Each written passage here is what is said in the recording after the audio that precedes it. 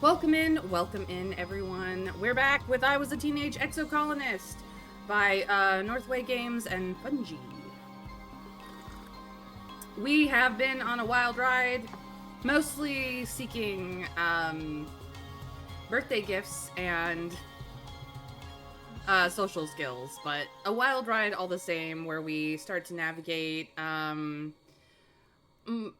more adult relationships with our friends and all that comes with it. Thank you for the bit, Plague Dr. Man. Welcome in, Winter Fairy, Traveler Side, Plague Dr. Man. I'm glad your stomach is feeling better as well. You always spend the most bits on me, honestly. You've been number one on my bit board week by week for many weeks. And I appreciate you. But yes, welcome in, and congrats to Blake Dr. Man, who won against Winter Fairy earlier. Or no, was it Winter? No, Winter, through Parchment. Never mind. She won. Congrats. Anyway, let's get back into this, shall we? Let's get our stuff together. We got people to talk to. It's a tie, Plague. Shears versus Shears goes nowhere.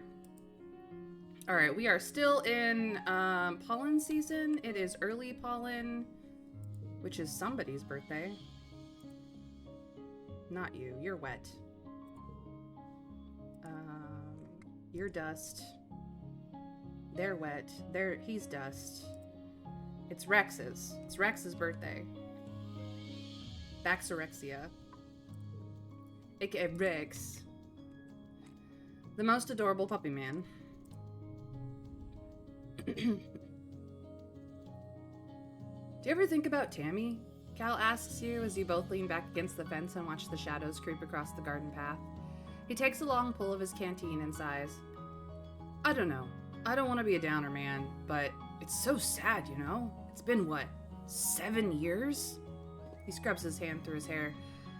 We're all totally different people than we used to be. I wonder what kind of person she would have grown up to be.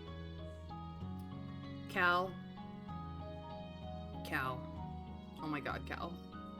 Right in the feels, right off the bat. Welcome in, Allison. It's lovely to see you.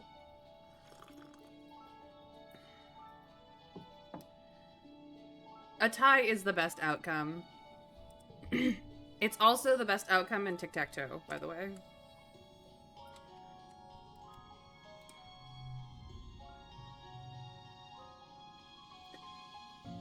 I have not seen my brother in some time, Tange muses. I am certain he lives, otherwise expeditions would have raised an alarm, but myself, personally? She shrugs and goes back to examining her experiments. I have no time to track him down and beg him through pentient tears to be loved as a sister should be. If he wants to make amends, he knows where to find me. I'm not the one who is impossible to track down. Oh, Tangent. That's not how familial love works. If only, Trav. If only. If only we'd known that she was going to. And that we needed to be brave. Let's be honest.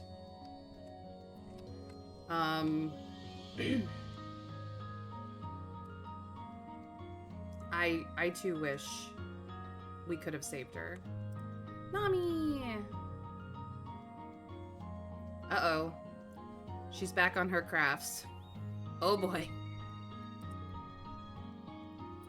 Ad is about to start in like a minute or so for anyone that's still relevant to, and thank you for watching them. They do help me.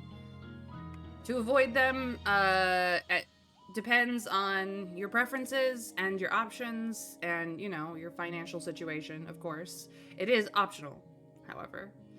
Twitch turbos for those people who have many Twitch streamers that they watch and would like to not have ads for. And a subscription helps the Twitch streamer in question far more, but is the more expensive option for multiple streamer situations. So, you know, the options are there. And they are, of course, optional. You could just watch the ad. It sucks, but it's an ad-driven world. Shh. Annie is still having post-traumatic stress disorder problems, which her boyfriend Vase is not helping with. Not at all. Rex, please. Oh boy. Way hey, Rex exclaims, jumping up when he sees you. How's it hanging, Mayrin? Your eyes fall to a spectacular line of hickeys that travels down his neck and disappears under his harness. He sees you looking and laughs. Unashamed, he pulls down the fabric of his harness to show off that they go much further than that. Me? I'm good, he laughs. Real good, if you catch my drift. I do, but it's hugs times first. And then, birthday boy, I got you a present. I brought you a stick.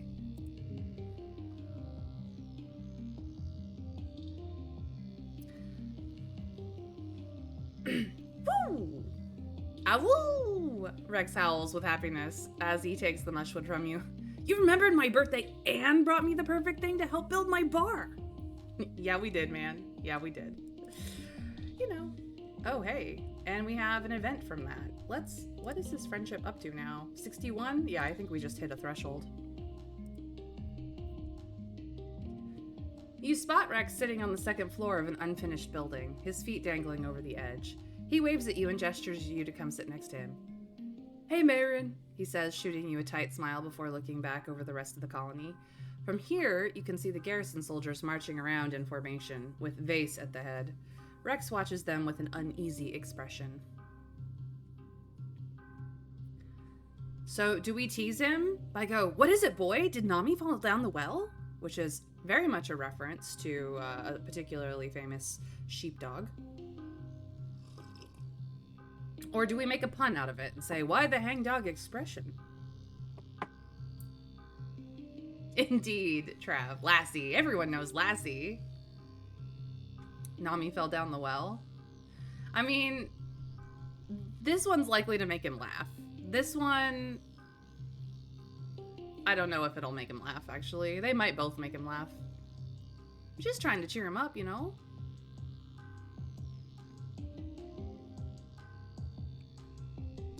What is it? Did Nami fall down the well? Rex musters up another smile. That's a good one, he says. You always know how to brighten my day. You have one more surprise up your sleeve, though. You open your bag and pull out the dust melon you've lugged over from the canteen.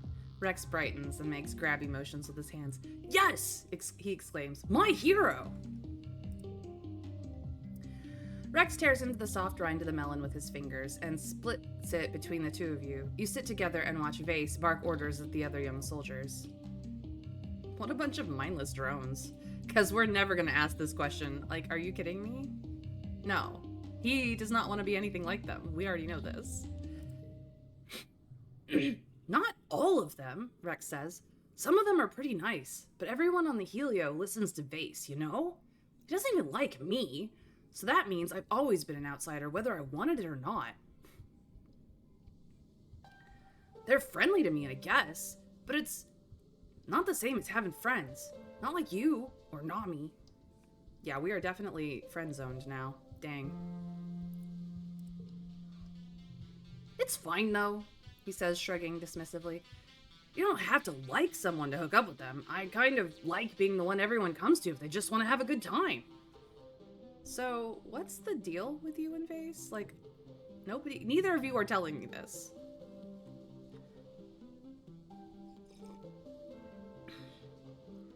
Rex's mouth twists and he spits a dust melon seed over the edge of the building. It's kind of a long story. Not a fun one, he says, avoiding your gaze. I'd rather not drag it up again, honestly. Well, we have enough empathy, to get the short version, or we could just be very understanding. Ask or you'll never find out. I can't see you persuading Vase to tell you. Vase keeps telling me that it's not his fault and Rex should tell you, so I'm pretty sure he's never gonna tell me anyway.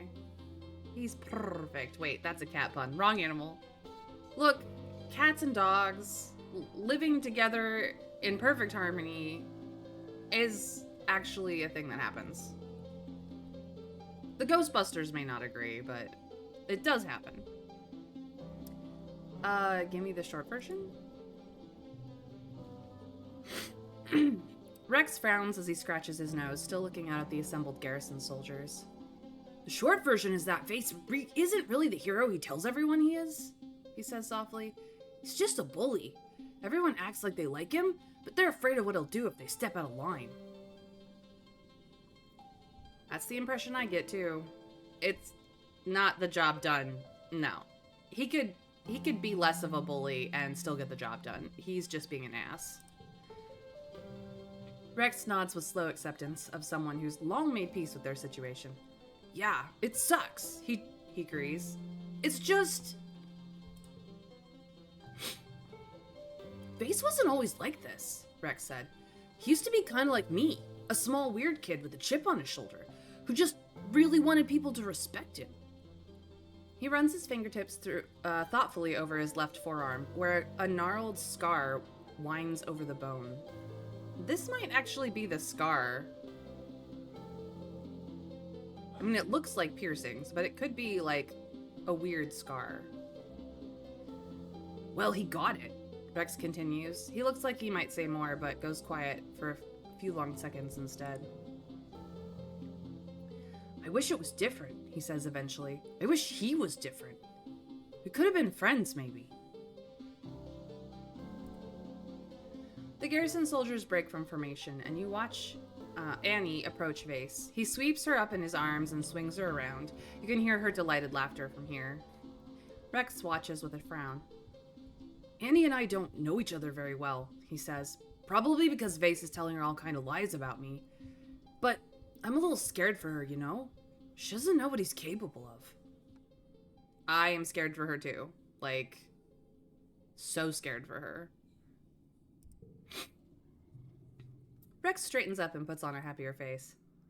I don't want to waste my day thinking about Vase, though, he says firmly. Not when there's friends to talk to and a whole world to explore, a dust melon to eat.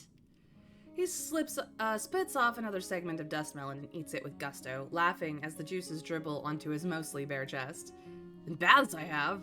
And baths to have, I guess, he giggles, wiping up the juice and licking it off his fingers, seemingly without a care in the world. Alright, guys. That was a pretty good one. Have you seen Dis anywhere around anywhere? Mars asks. I was just thinking, I haven't seen him in, like, literal ages. Is he still out there playing Explorer? Why? Good question, Mars. Good question. I'll let you continue to contemplate it, okay? Especially since he's, like, literally up the hill from her. No collectibles over here. Hey, Dis. Like, she should be able to see him. Oh, his existential death is comforting.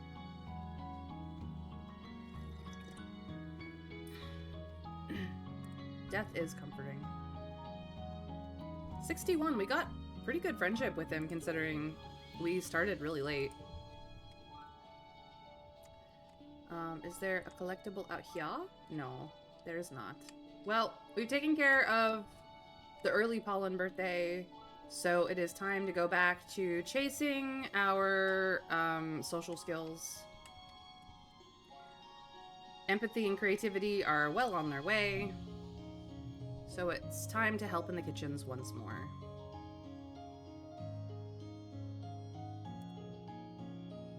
With every shift in the kitchen, you think of your mom. She died so you could have this food. You'll never forget that sacrifice. Let's get to work, shall we?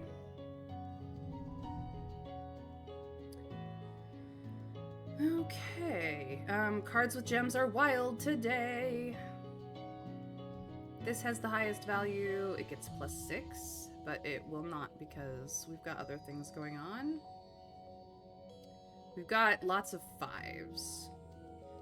Okay. So if we do 5 and 5 and 5 and 5 and 5. Why is this getting a -2? Oh, from that. Dang it, dang it. Because it's technically counting as a yellow card even though it's not a yellow card. We can fix that. We'll just do this instead. That's where it's at. So we get a flush 5, which is a +11 because of our hop eye, and we get a flesh 4 for blue, even though this is a social challenge.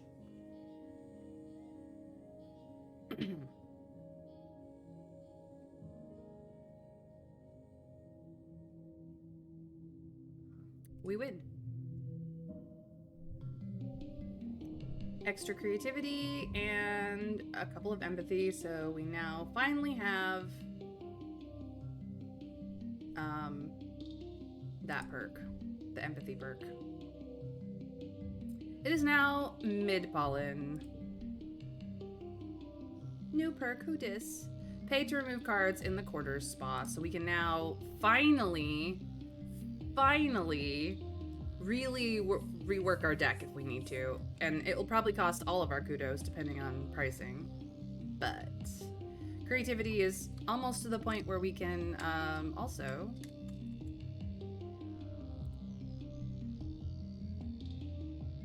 Oh, he's still thinking about Tammy. Way to make me sad, Cal. Jeez Louise. Yeah. We can, like, figure out our deck. Ooh, it's flirt time. We get to finally have, tangent time. Even though she's like, where is my brother? Does he live? If he wants in a relationship, he can come make the effort.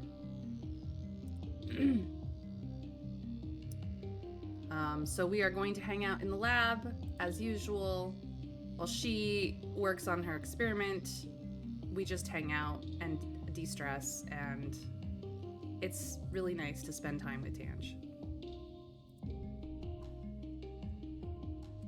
We both feel very comfortable in the lab, so it works out for us. Alright, asshole. Hello. Goodbye. Annie, please don't date that asshole. Annie seems engrossed in her holopalm as you approach. Hold on, Mayrin, she says. I gotta finish this message to Vase. He gets so moody if I don't hollow him back right away. That's a red flag, girl. That is 100% a red flag. You should be running for the hills from that man. He has zero respect for you.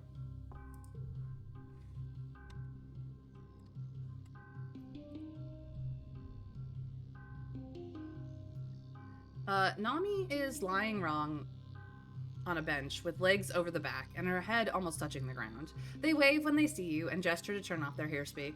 Hey, I can't believe I'm still finding new tunes in the media library. You guys really do have everything. Hey, you want to make something? Yeah, let's do it. Nami flaps their hand in front of their face. I do, but it's so hot on this planet, don't you think? You shrug. Sure, it's different than living in a climate-controlled spaceship, but you're kind of used to it by now. Nami snaps their fingers. Wait! We should make something to stay cool! Heck yeah. You and Nami brainstorm all sorts of weird and wonderful ways to stay cool. Umbrella hats, sunglasses with funny shapes, giant vats of cooling goop, but it all seems too complicated. Eventually, you just end up doodling on some of Nami's paper and folding it to make paper fans. Sometimes the best solutions are the most simple. They smile, fanning themselves their new Turbo Girl Hyperjet Transform fan. He's literally red. Where to begin? Winter Fairy, where to begin? Her father has died. Her aunt basically raised all of the kids, everybody's kid. So she is like one of like 4 or 5 kids, but she was never, even though she was the only girl in her family, she was never really the focus.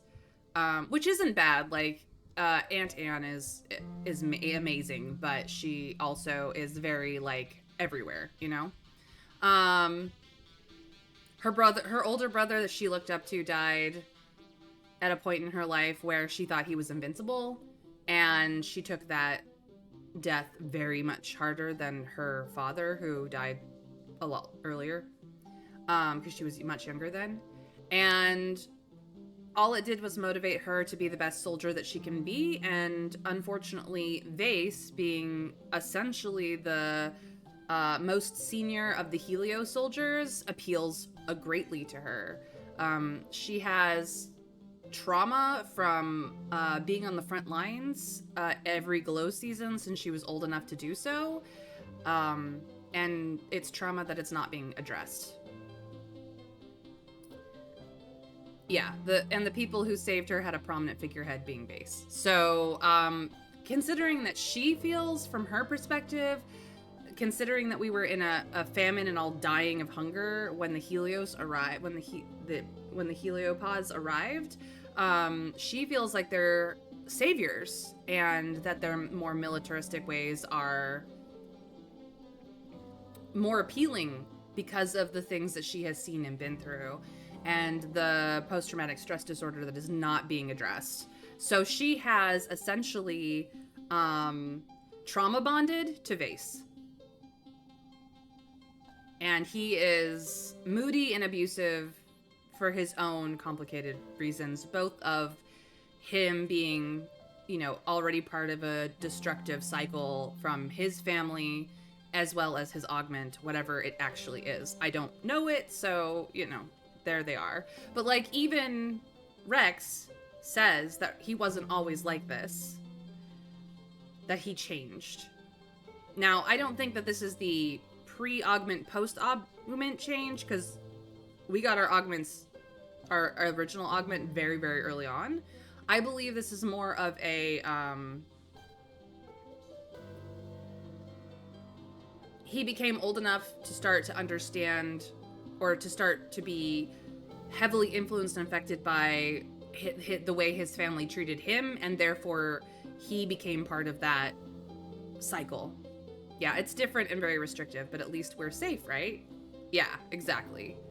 So, to some extent, Vase is just as much of a victim as he is a bully, and he's just perpetuating a cycle, which is really bad, man. And now he is perpetuating that cycle on Annie to some extent, without necessarily meaning to, but that's just how these kinds of things happen.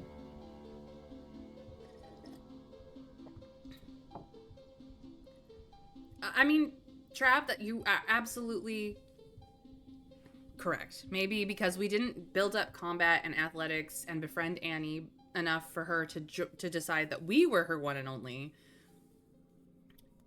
To which we could have, accidentally tripped Vase into something nasty on a hunting trip or something. It's taught, not innate. Exactly, Allison. It is very much a taught behavior. Not a spoiler, by the way. No, Trav, I know how you work. But anyway, that is why Annie is into Vase, and why, we see this trope in bad boy romance fiction all the time. The guy who's just really controlling and very demanding and argumentative and strong, being very sexy about it, even though it is red flags all the way down. So Annie is just, unfortunately, a damaged girl who is finding trauma bonding. And I worry about her. Oh, we get to have a friendship event. Yes, let's do it. Nami is in their usual spot in the lounge, surrounded by their steadily growing collection of body pillows and stuffed animals. They're curled up with their arms around a giant fleshy creature and seem to be scrolling listlessly through the movies available in the Colony Media Archive. Do we acknowledge that they're out of character and not, cheerful and chipper, or do we just ask if they're finding anything good? I mean, Plague, that just means that you are a healthy-minded individual who have standards. He's also the one who has closest interest to her, too. Yeah, Cal's too much of a pacifist, which is why they aren't getting along anymore. We didn't go all athletic. Dis has always been very distant and more surveyor-minded than anything else. Mars is Mars. Tangent is always in the lab, of all, the new people, Rex and Nami are very much not into the same things. I think Annie would get along with Rex more if she was less traumatized, because Rex gets along with just about everybody. And then, of course, there was soft and sweet Tammy Sue, who died. So, you know, Annie may have turned out differently if we had been able to be closer to her, but we did not influence her. We went straight for brains, so. I ain't got a healthy brain, but I think that people who you're in a relationship with should know you and love you. You may not be mentally stable, Plague Doctor Man, but you have standards for your relationship, which is really, you know, you're one up on like a good 70% of the population on that part.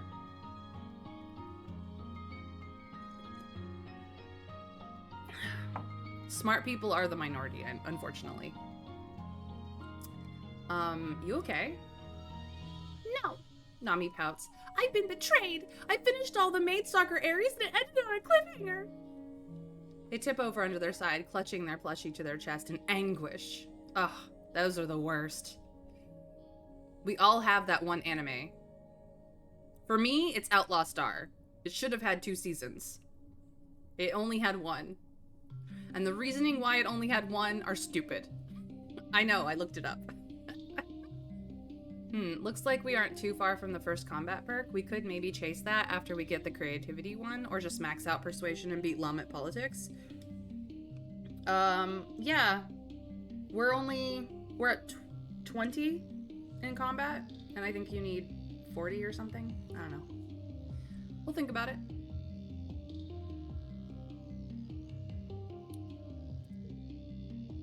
I didn't know that the stratosphere had left Earth before the series finished airing.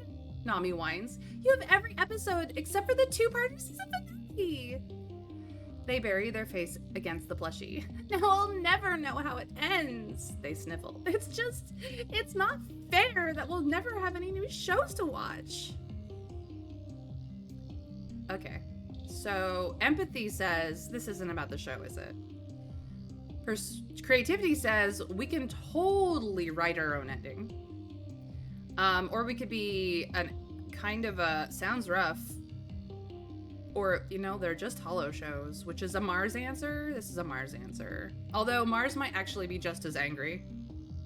But she doesn't care about that much. I think I want to go empathy here. Like, as much as I would love to redirect her energy towards creativity, honestly, having Nami open up would be great. I think you get a touch better at combat just in case. Your choice, though. Yes, ouch. That's a really bad reason to cancel Outlaw Star. Uh-huh.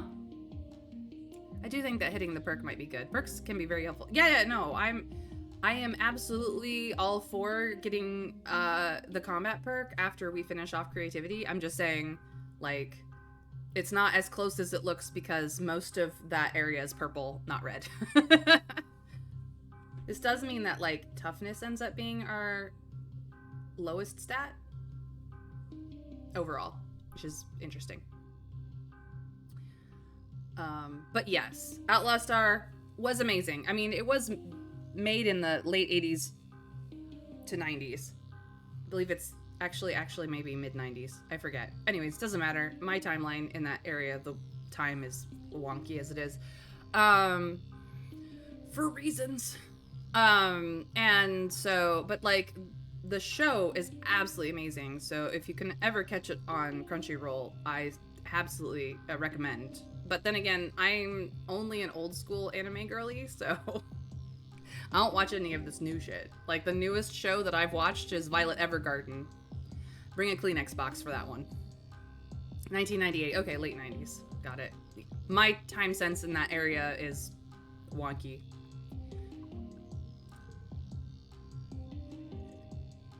This isn't about the show, is it?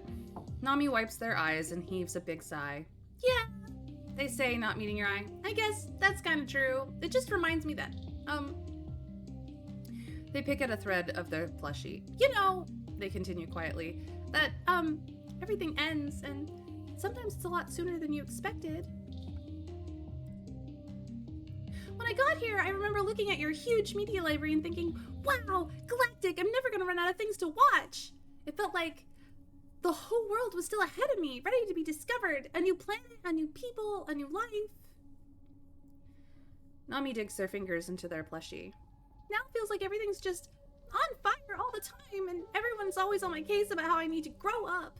What's so bad about being innocent? Why does everything have to be so grim all the time? I hear ya, Nami. It is absolutely a curse to be told, may you live in interesting times. That is a curse, you guys. And we are all living in it. So, not an anime... I'm not really an anime guy. Cowboy Bebop ruled, though. Yeah, Cowboy Bebop was awesome. The original Cowboy Bebop, not the live-action one that Netflix did. Although, it stayed pretty close to the original material, but still, it didn't capture the same spark. The actors were not the problem. The script, I don't think was the problem. I think it was probably editing, to some extent.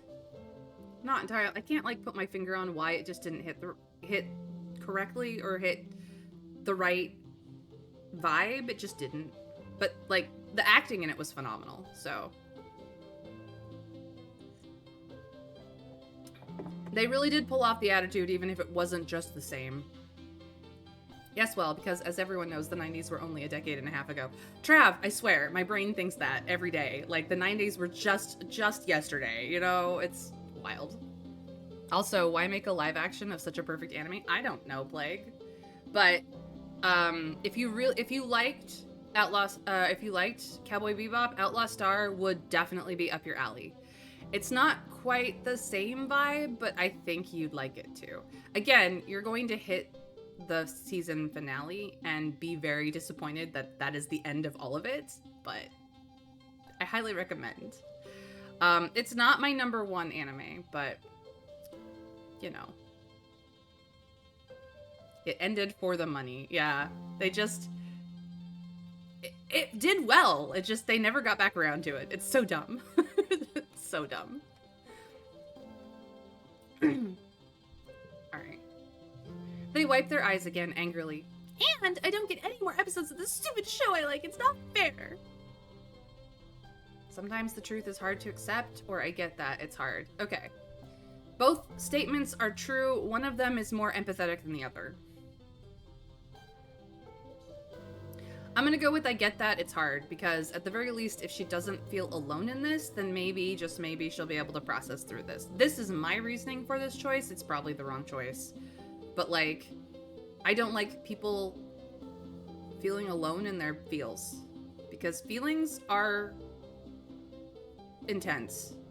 You know? Sometimes they're just light and airy and wonderful, but a lot of times we're just feeling deep, heavy things. And to feel alone in that is terrible.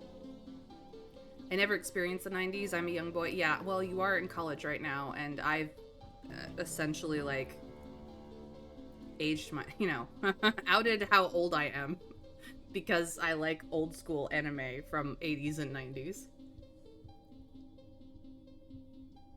So yes, for the record, my absolute favorite anime of all time is Ranma 1/2. I've read the manga, I've watched the anime, all seasons of it, I've watched the OVAs.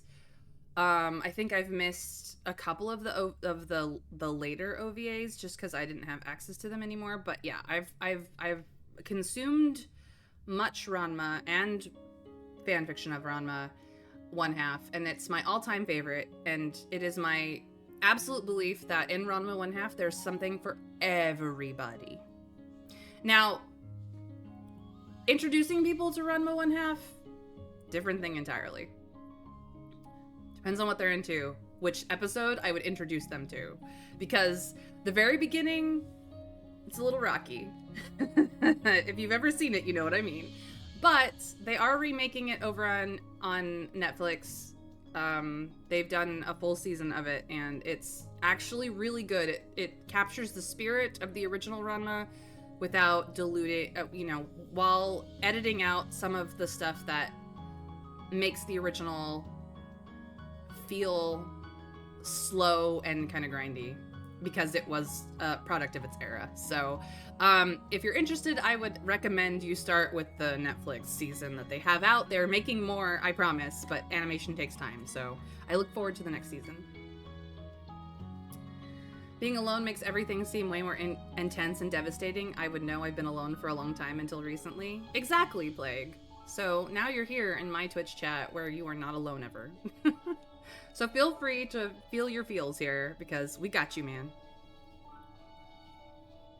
And I mean that in like a human sort of non-gender man rather than a genderized version. I get that. It's hard. Nami nods, their chin wobbling as they try to keep it together. Yeah, they say, tipping their head up to the ceiling and trying to put on a brave smile. Thanks for getting it, Mayrin. Of course, Nami. We're friends. I'm here. And may we be friends for a very long time. I'm not, like, the closest with Nami, but she's amazing. No, I've talked to you. I've talked to you. Have I talked to these two? I don't think I have. Ah, Quality Assurance Day. But it's hug time, so... the hugs. Hey, Mars. Oh, she is doing hair care again. Cool, cool. We've read that one. This, old buddy, old pal. The freedom of being outside the walls. He does love it. Any new collectibles out here? No. Any new collectibles in the fields? Probably not. I think I've collected all the things for the season already. The only collectibles I will get are outside the walls on a survey mission of some sort or another. I just want to say hi to you again because I love you. Mwah. And now I'm done. Alright, let's go chasing those social skills. Boop. Visit the spa. Let's okay, so it's like 50 per card. I could definitely pare down my deck for some things. Alright, so like this value is wild, but this we can finally get rid of. Forget. Giggling as a baby. Gone.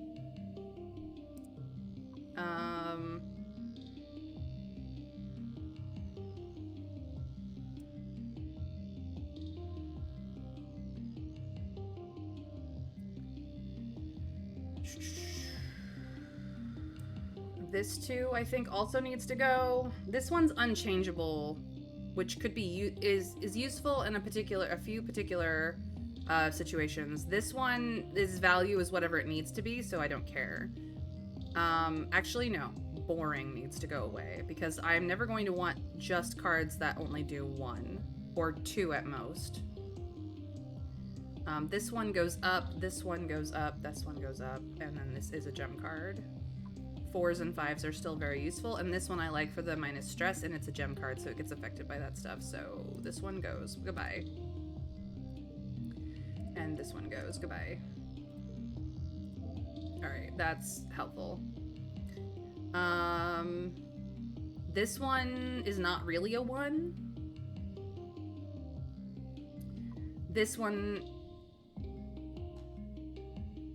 gives extra rewards, but it's not very useful anymore, but I'm kind of keeping it as sort of a remembering what freaking augment I have. This one is useful in challenges, physical challenges. Interesting. Yep. The 4s can stay, so can these 5s. These are wild. This is fine. That one's wild. And these are all high cards. All right. This one actually does, on occasion, be very useful because if its value changes, it sets all the neighbors to that value, to whatever value it is. So as much as it is a 1 card, it's fine. This is a gem card, so I'm keeping it. It is affected by gem card values. Nope, that's fine, that's fine. That's fine. And then here are my wilds. This one is the one I just got, so my flush wilds versus my nimber wilds. Nope, this is all good. I got rid of some of the trash. I mean, I could pare it down even more, but I have to remember to keep enough money for cake. I actually never got this far with Nami just because we are very popular opposites in vibe, but now I've seen more from her, I kind of get her now. She's pretty neat, actually. Or they, damn it. Yeah, thank you for the hydrate. Water is life. Please hydrate yourselves. And also, if you're not following my socials, what is the point of you? No, it's okay. Don't guilt yourself into anything. Let's see, is there anything else that I like? This unchangeable card is useful in a pinch in certain situations for like straights, so I'm just gonna keep it. Yeah, I think we're good. I think I've finally gotten rid of the things that annoyed me. Let us help in the kitchens once again and get that creativity bump.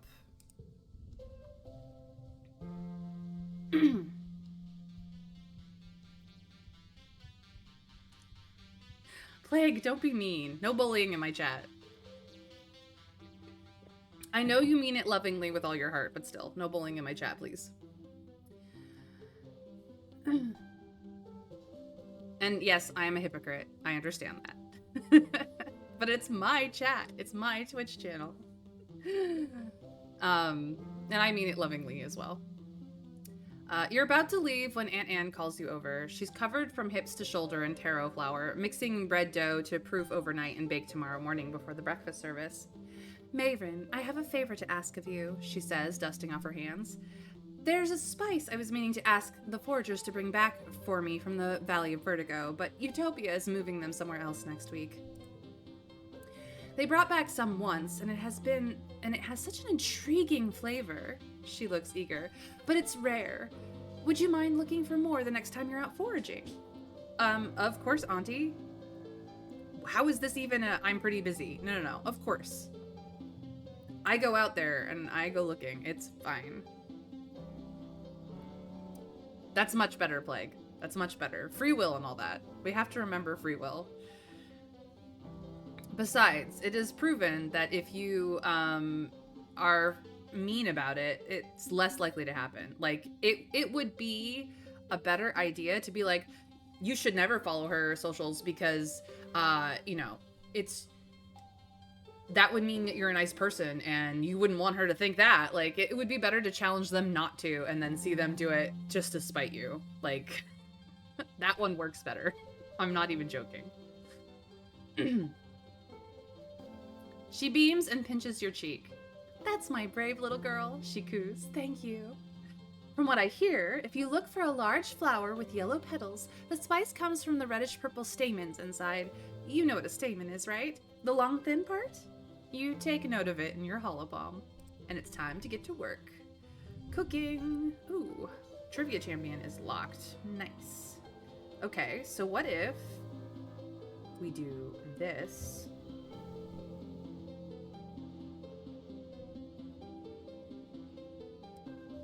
That's a pair of 9s. Our stress is low, so this is not a 9.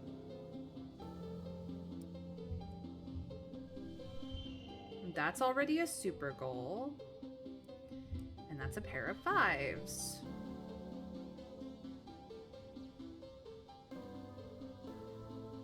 So we have a flush 10 because we made this card from a blue into a wild, and then we've got a couple of pairs.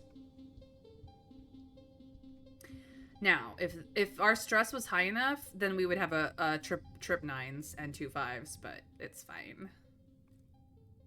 But yeah, a 53 super goal. I think we're pretty good there. PP, welcome in. It's going well. I hope you are well as well. Thank you. And we just recently became Steam friends, so yay. All right. Creativity perk got. Empathy, kudos, and, well, stress, but not that much. It is now late pollen. I do not believe there's anyone's birthday in late pollen. I think that would have been Tammy's birthday, but she died. I'm glad to hear it, PP. I'm always glad to hear that you're doing well. You're such a wonderful person. New cards in the depot. We should go check it out. All right. Hey, Cal. Aw, Cal still plays in the dirt. I mean, he is the chief cultivator for the fields. No me, no you, PP, no you. I'm always happiest when my friends are happy.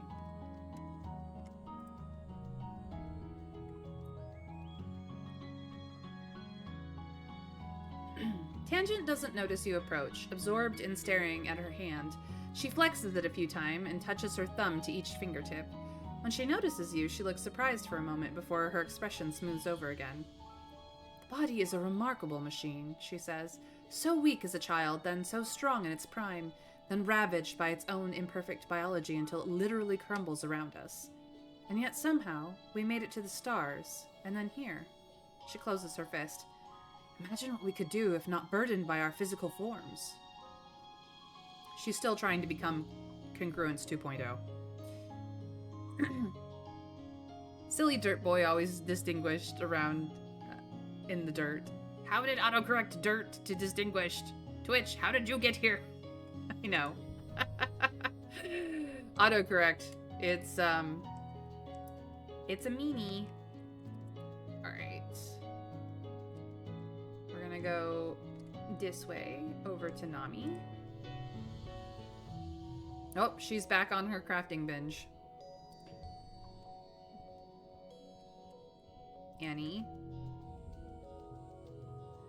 Still having PTSD moments. Hey, asshole. Why is it that I talk to you again? I don't remember. Rex! I need a hug after dealing with him. Quality assurance. Sure. Well, I needed a hug, so... Yes, absolutely again. Duh. Mars. Yes, you are the center of culture here in Stratos Helios, the colony. Tanja's totally... From the moment I understood the weakness of my flesh, it disgusted me. I craved the strength and certainty of steel. I aspired to the purity of the blessed machine. Absolutely, Trav. She is that girl. And would we love her any less if she became an AI? Probably not. She's so real for that. The inherent weakness of our own biology just frustrates her. But we've got new cards here, so... Ooh, we got many new cards. Ooh. Let's see here. This is... Udicott's old hat. Interesting. Cool jacket. +10 to all social skills. +2 to all social challenges. Emoji pierogi. That's funny. Draw 1 extra card. ×2 bonus for straights. And then the vintage focus device. Okay. First of all, do we have cake? No, we need to buy cake. Second of all, I love this because of the stress. This just is a +5 to challenges. Technically, we were rocking this for a while, but we've maxed out our reasoning, so it would only give us the plus to mental flushes, which we don't really need the help anymore. This gives us +2 to physical challenges and combat skill. And this is the token, like, this is our first present from our parents that we actually got to keep as a card, and this is our token from Tangent that she was our secret admirer, but it's not so secret anymore. So... I don't know where I need to unlock this fourth one. That's probably where I would put another one. I'm not gonna remove any of these.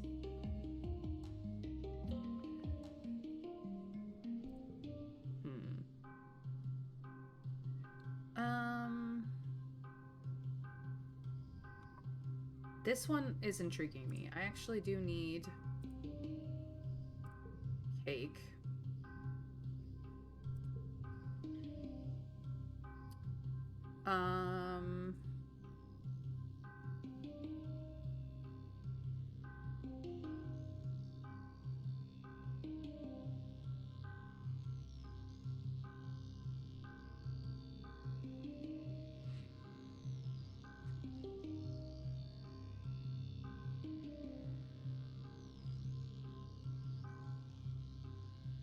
No, Allison, it's fine that I don't know where it is. I'm sure it's like on toughness or something. I got one of the others fairly early on here in organizing.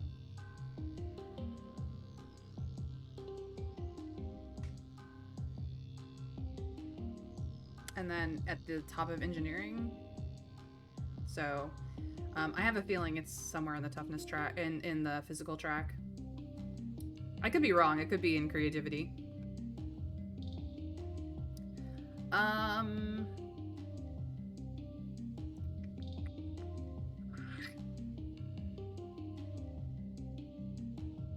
It doesn't have, like, +2 to physicals, but that's because I opened up in the social track, so I'm sure there is a similar one that opens up the physical ones. So I don't think I'm gonna buy any of those, but we'll figure it out.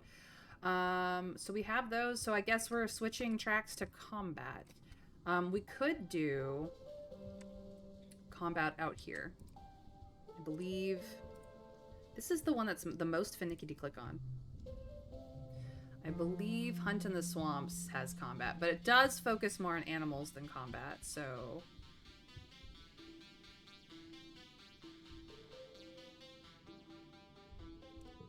if we want... I think it's combat and toughness. We have to go to the barracks. Defense training is combat and animals. Lookout duty is perception and animals. Guard duty is combat and bravery. Then, of course, there's relax on the wall. So I think this is the one that we kind of want to do, but it does mean upping our friendship with Base.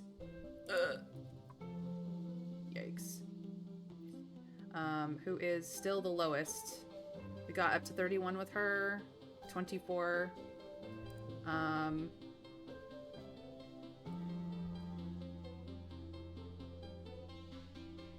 If we want to keep Annie's relationship ahead, defense training might be the better.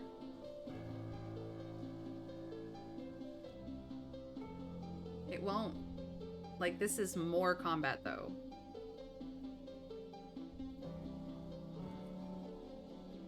Meh. Not good choices at all. None of them are good. Well, none of them would be to my preference. Let's put it that way.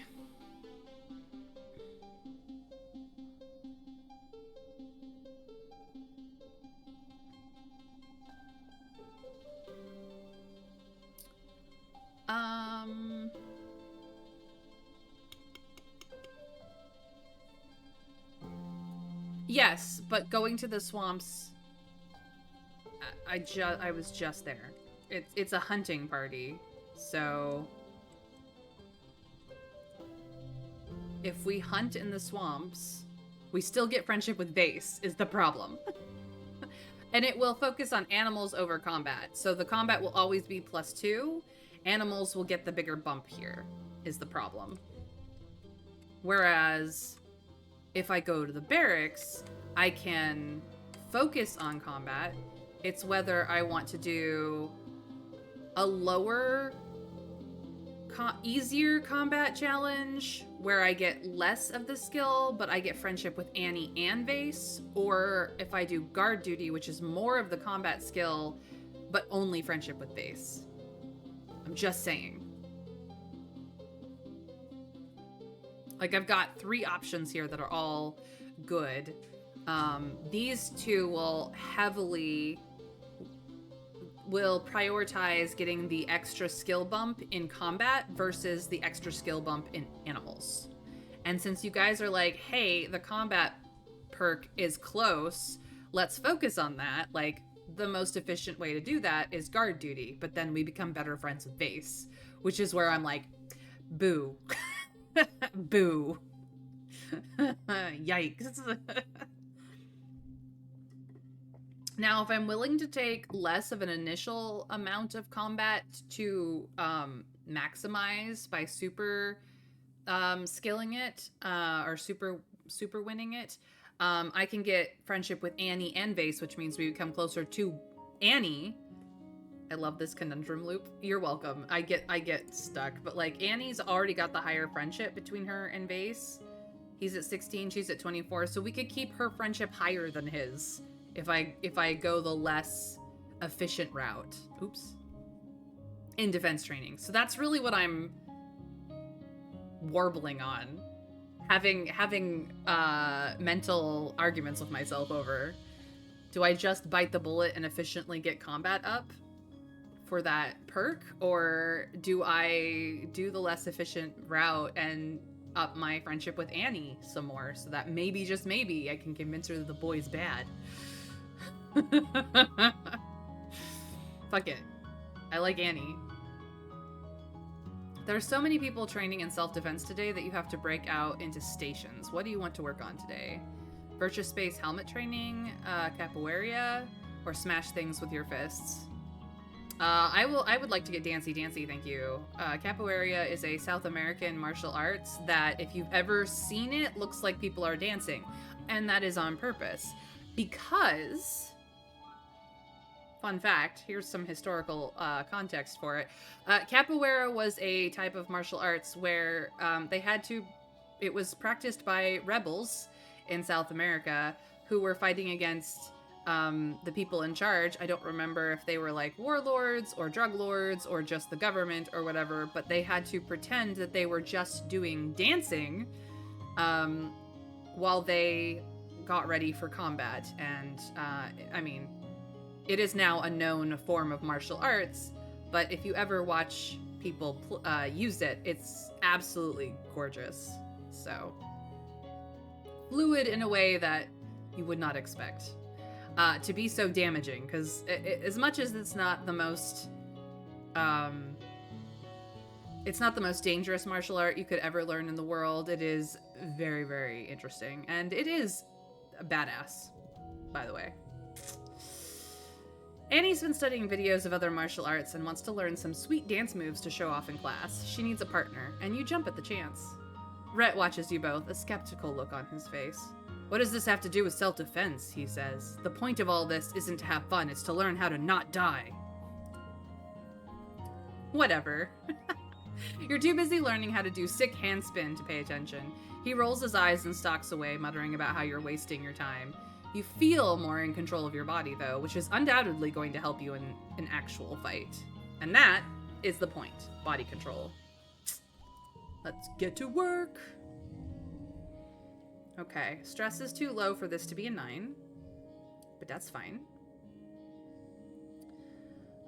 We can do something like this.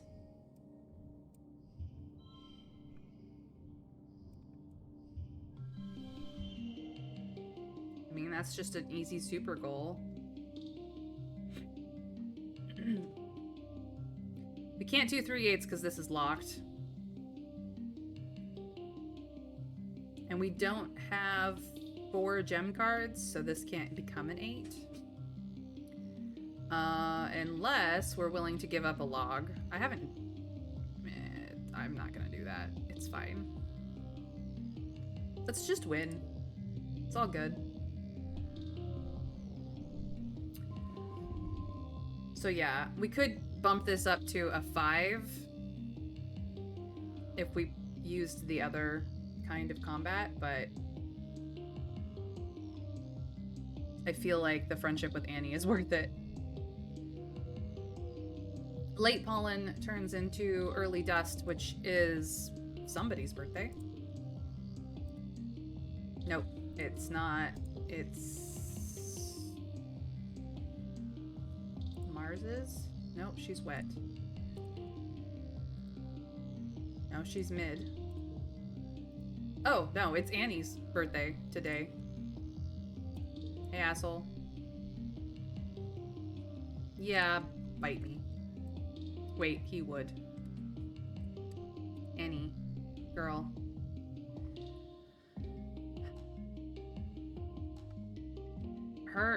This is just so bad.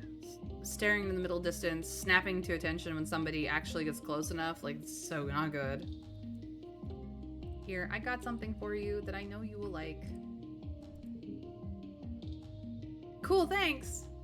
Annie says, taking the egg. I guess it is my birthday this week. I kind of forgot. Yeah, did your boyfriend remember? Because I'm pretty sure he didn't. So, yeah, we've almost got a 30 with her. Much better. Alright. My love, my life, my monarch, my queen. Yes, your body is an amazing biological machine, if only you liked it more.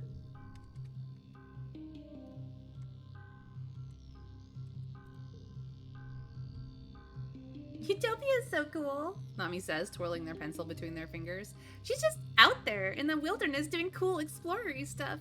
It almost makes me wish I was any good at exploring, but I just get super scared and freeze up, and then I make silly mistakes. Everyone said so. Nomination, stop making silly mistakes. I understand, Nami. Yes. I still get thrown because I always nickname her Nem. It's Nami Nami for nomination. Rex? Yes, he's real good, you guys. Hey, look, I brought you a stick.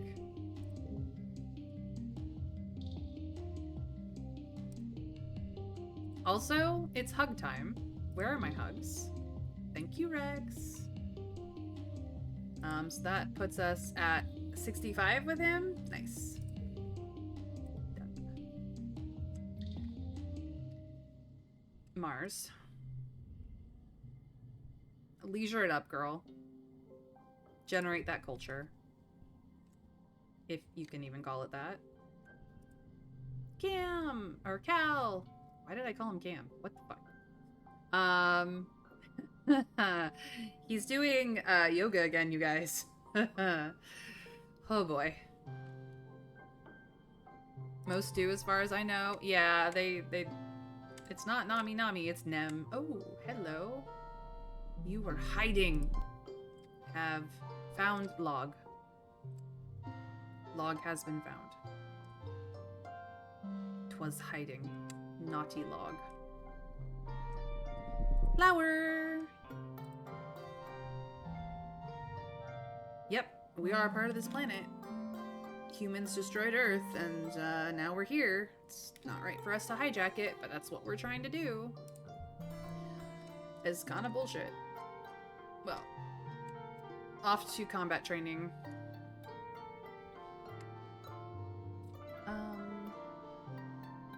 Yes. That should be everybody. Defense training, ho! Annie teaches you some tricks for meditation, which she says helps her feel more in the moment when she's fighting. You try them, and it's incredible. Like being able to see in bullet time. Oh. I call her Annie, but everyone else calls her Nem. That's fair. I just cannot pronounce her name consistently. It's not that I can't do it, it's just that my brain likes to mess it up. So I do on occasion, but her being Nem makes sense when she's just, you know, mini mom Aunt Anne.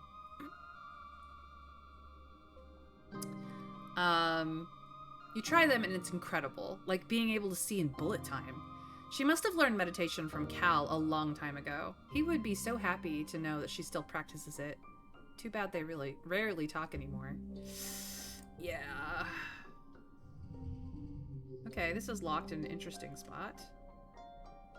Do we have any other 8s? This becomes an 8 so long as we don't put a blue card here. Could put a 6 here. So it stays an 8. And then do double 6 or triple 6s. That's pretty good.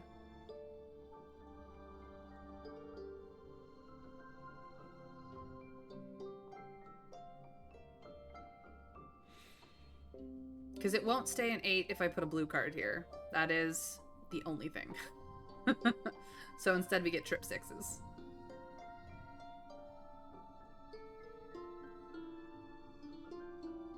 I win! The feels, I know. But we still have one more friendship with Annie over him. Yay. Alright, combat probably only needs 1 or 2 more sessions before we have gotten that, and then we should probably switch to toughness, which we will not do here. Oh no. Oh god. We've hit this stage again. Rip my voice.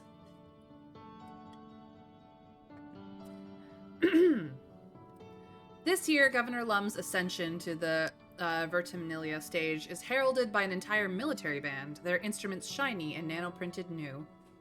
They march out of command in formation, splitting and forming a phalanx at the foot of the stage as Lum takes his place before you.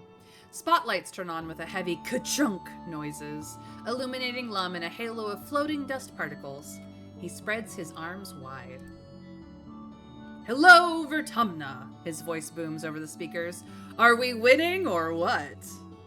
Ugh. The reaction is mixed. You look around. It's easy to see the ones cheering the loudest are Helios and people who fully adopted their mentality, like Annie. Or Nem. The Stratos are more reserved, some even silent. Security Chief Rhett is one of them, his usual stony expression hiding his true feelings.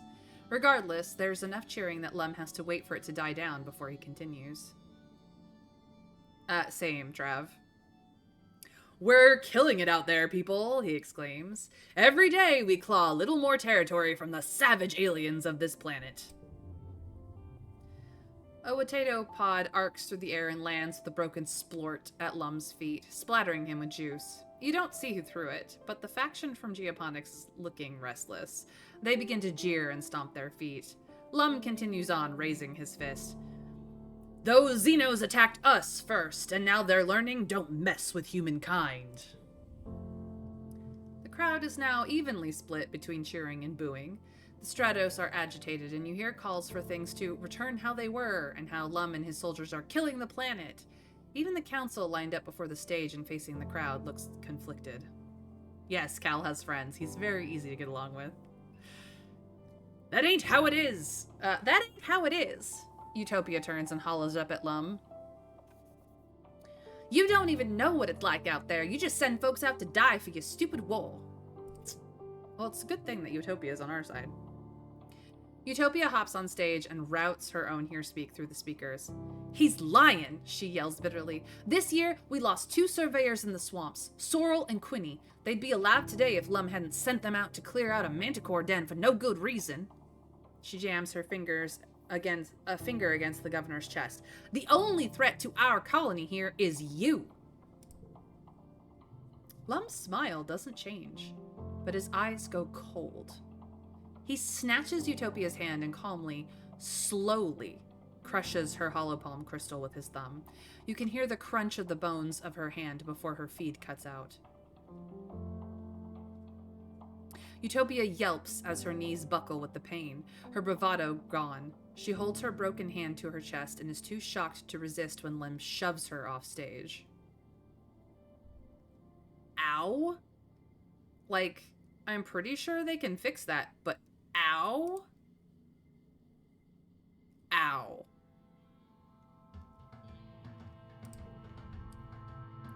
crowd is stunned into silence as well. Lum clears his throat and approaches the end of the stage, looming tall over the council. Thank you for your input, he says icily. Your concerns have been noted. This isn't the buffoon Lum presents on his daily holovlogs, or the nuisance he is when he visits a worksite. You see something in his eyes you've only caught glimmers of before.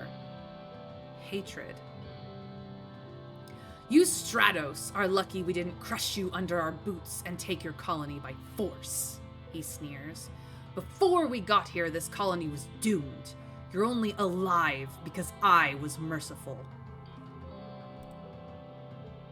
Just a bunch of burned-out hippie fugitives. What was your plan for surviving out here? Wishful thinking? Singing songs and talking to animals? Laughter rips through the Helios. You, he gestures to the council, then jerks his thumb at his chest, need us, not the other way around. I'm done pretending I need to listen to your opinions. If you want to live, you'll do what I say. Pretending to be an idiot is a thing a lot of smart but cruel leaders have done. Oh yeah, Plague Doctor Man, it's a very effective form of camouflage. But here is something I learned from a fictional book. If you are seemingly a nice or idiotic person, you have to stay that way perpetually forever. Because once you stop doing that, there's no going back. You burn that bridge, and you can never be believed as nice or idiotic ever again. Right here, right now, he is burning that bridge. No one who, I mean, they already didn't trust him because they thought he was a complete and utter idiot lunatic. Now they will not trust him because he is a cruel tyrant. And he can never go back. He wanted the people to love him, and when they didn't, he decided to make them fear him. And then you get elected to become chief cultivator.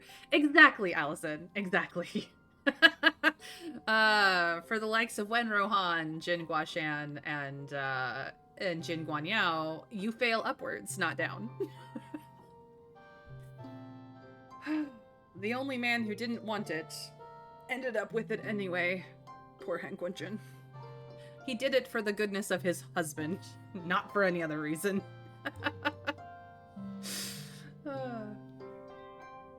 Well, also, his brother, as much as he probably would have been a much nicer chief cultivator, would not be good at it. At all. He was too broken by that point anyway. He stares at Dr. Instance, who glares up at him with hate in her eyes as she tends to Utopia's hand. Maybe it's time to clean house, he threatens. We need team players here. Ones who share one vision for the future of Vertumna. After a few tense moments, Seek clears their throat. Sir, shall I continue with the traditional formalities now? Lum scowls down at Seek, then throws his hands in the air. Whatever. Do it if it makes you feel better. You're all cowards. He turns and stalks off the stage, his marching band scrambling to follow him with his exit song.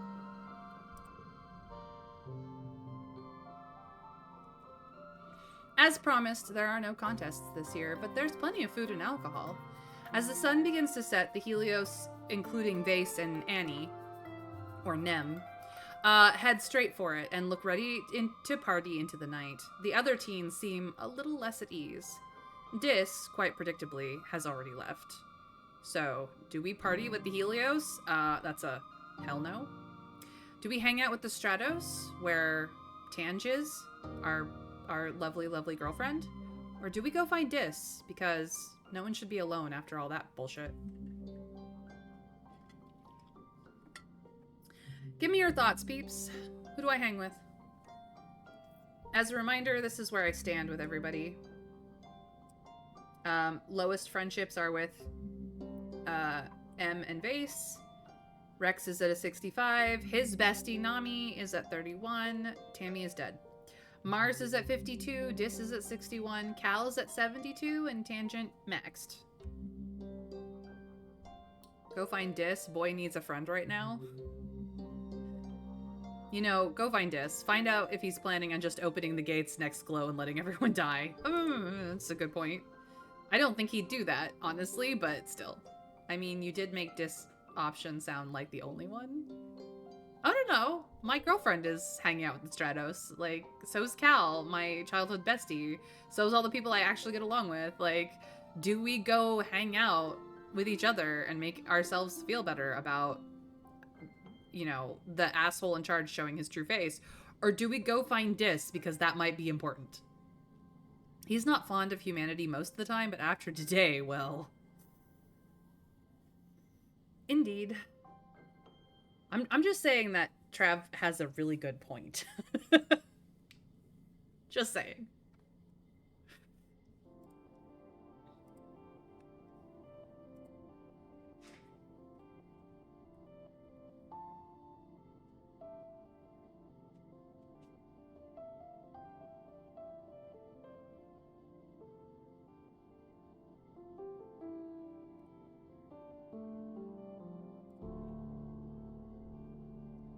Honestly, wouldn't mind if he just shot Lum. I think he shouldn't be alone right now. Yeah, but because no one should be alone after that pulls the heartstrings. Look, Allison, I may not be a writer, but that does not mean I don't know how to pull the heartstrings. I am a game master, a storyteller in my own right. I know how to wreck my players. Thank you very much. I'm gonna go find Dis. That is my choice. My heart is in pain right now. Please stop. I'm gonna go find him, Plague. I'm going to find him. He's not gonna be alone, okay? We're like, we are dating his twin, but we still care about him because just because they're not talking doesn't mean I'm not talking to them, okay? Okay? Okay? It's okay. You look everywhere, but Dis is nowhere to be found. He's not up on the walls, or in the robotics lab, or hanging out outside at expeditions. He's just gone. Not even congruence can get a read on his location. You grow steadily more anxious as the late sunset comes and goes. Where could he be? The festival continues after sunset with a huge bonfire and raucous dancing. Someone carries a trippet over from the ranch to be skewered and roasted over the flames. You're far enough away that you can't hear the plant-like creature's dying wheeze, but the smell of roasting flesh is hard to escape. As the party winds down, you catch sight of a familiar shadow creeping in through the front gates. Congruence cheerfully informs you that she now has location data for Dis, and you breathe a sigh of relief. At least he's home. But where was he? He might have been at his rock. Not gonna lie. Uh-oh. Plague, run! Go play D&D! Take care, man. Glad you're feeling better. Well, he's outside, then...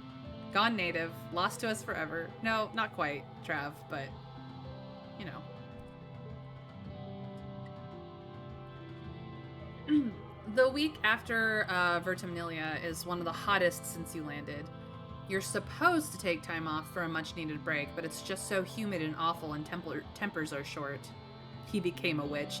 No, he just is smart enough to disengage his tracker as he pleases. Come on, guys. He's not an idiot. He's not Tangent, but he's not an idiot. He does know how to code.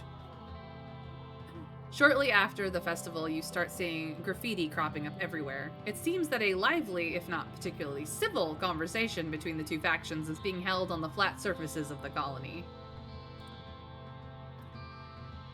And it stresses us out. But we're over 50 now. Maybe he could turn Lum into a newt. Ah, wouldn't that be great? Unfortunately, I think he would just get better. Lum announces a zero-tolerance policy for political graffiti, but you notice that not every tag is being removed, just the ones against the war, of course. The atmosphere of the colony is oppressive, as thick as the choking dust heat itself. Everywhere you try to relax, people just want to talk about the war. To make what matters worse, the sweltering nights are making your nightmares intense again.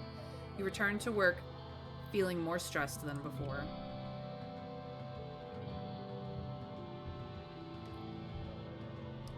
It is now mid-dusk. which is, no, he's Midwest. So it's Nami's birthday. Yep. Hi, asshole. Nope. Still don't believe that. Girl, please.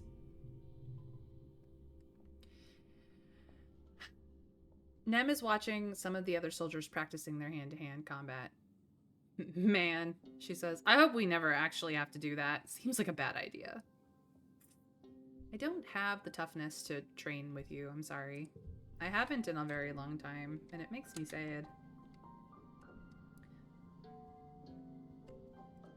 My queen. Yep, it is a remarkable thing.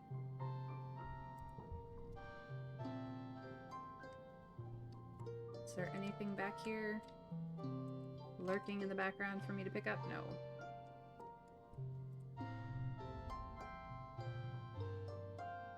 Yep, Utopia is cool. But I have a present for you. Ooh! Nami exclaims, making grabby hands to the pretty crystal. Happy birthday to me! I can't believe you remembered. Thank you! Of course I remembered. I always remember your birthday. The only person I have ever forgotten the birthday of is Anemone. Because I'm a terrible person. He's considering an old folks home, assuming that in the future anyone ever gets that old, but we need a hug. Because, dear gods, do we need a hug. The nightmares, man, the nightmares. Mars? Yes, the weather, it just is not consistent or comfortable. I feel you, girl. It sucks. Cal! Still playing in the mud. So, the best place to get toughness up is right here. Shoveling dirt. Working on the farm. Tending to the animals. Neat. But I believe shoveling dirt is the best you can get for toughness, so that's probably where we will go when it's time to bump up toughness from its rather pathetic state.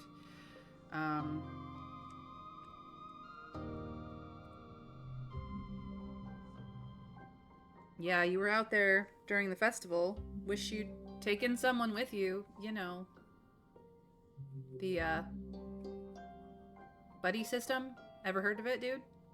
Learn this in Girl Scouts, come on. I would not tell on you. You could at least tell me.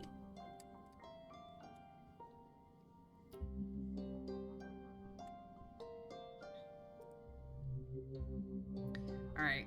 Defense training, go. Let's go. Ooh, we're practicing judo moves. You and Nem are practicing judo moves, chucking each other into semi-deflated poof shrooms which have been set up like mats. You're learning to throw, but also to fall properly without getting hurt.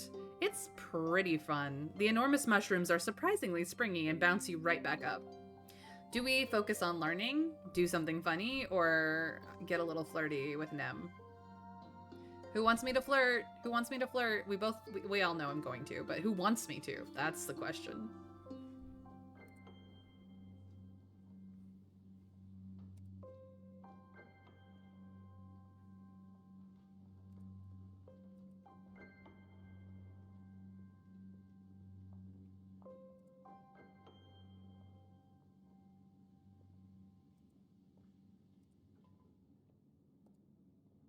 As much as we love the flirt, consider her boyfriend. Do I look scared of him? I mean, I should be. His combat is maxed. But do I look scared of him? No. Learn. You want the skill. You really should be better friends. Remember, she's after Vase. What? Never mind. You got your combat up. It's fine. It's... No, I'm not even half as good as he is at combat yet. Much less toughness. Alright, we'll focus on learning and get combat up. Jeez Louise. You take training very seriously, and so does Nem. You're a good match for each other. She's so focused, but she doesn't seem happy. Maybe she's throwing herself into this too hard, trying to live up to Calm's memory. Or maybe she's just scared of dying like he did. How about both? I'm pretty sure it's both. Absolutely both. This is an 8. This is an 8. This is now an 8. This is a 4. And this is a 6. And then we just super goal it because hell yes. We get a pair of 4s, we get triple 8s, and we get a flush 5. What? Like it was hard? We win.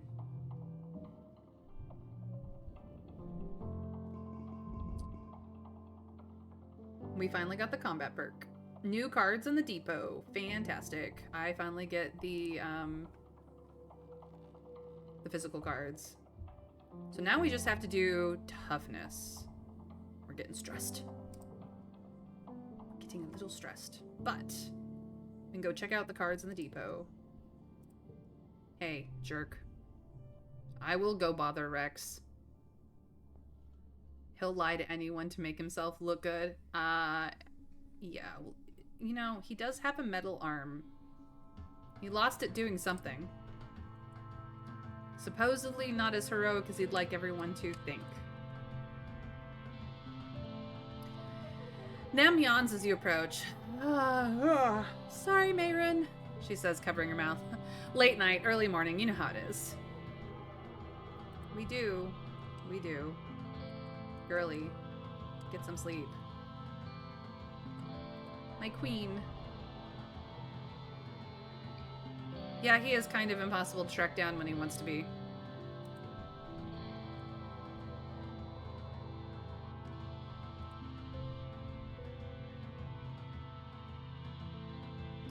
Yeah, who knew that you would have to learn to code to write a hollow novel? Crazy. Crazy. Absolutely insane. Rex, I need a hug. Quality assurance, but hugs all the same. Mars? Yep, it's hot. But so is Mars. Alright, what does the notice board say? Food, excellent. Security rating, yellow. Green Vertumna now? That's concerning. All those found defacing colony property with political graffiti will be punished to the fullest extent of authority you've been warned. Do your part to protect Vertumna, join the colony defense or a hunting party. None of this has changed, but that's only because Governor Lum doesn't care enough. He thinks he's made enough of a example out of Utopia. Alright. So, we now have plus 20 combat, bonus to pairs, plus 50 combat, times 2 bonus for physical pairs. Autoplay best hand, minus 2 to cards.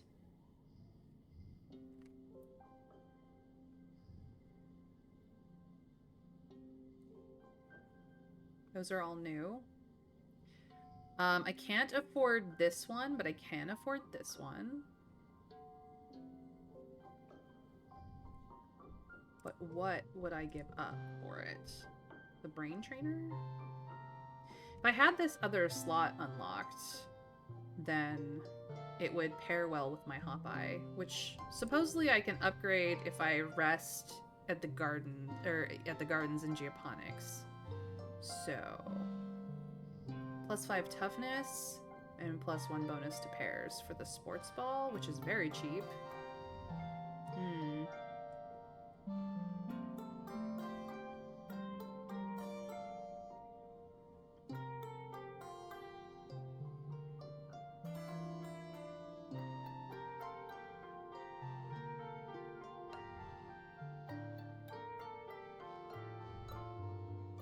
I'm gonna buy this one.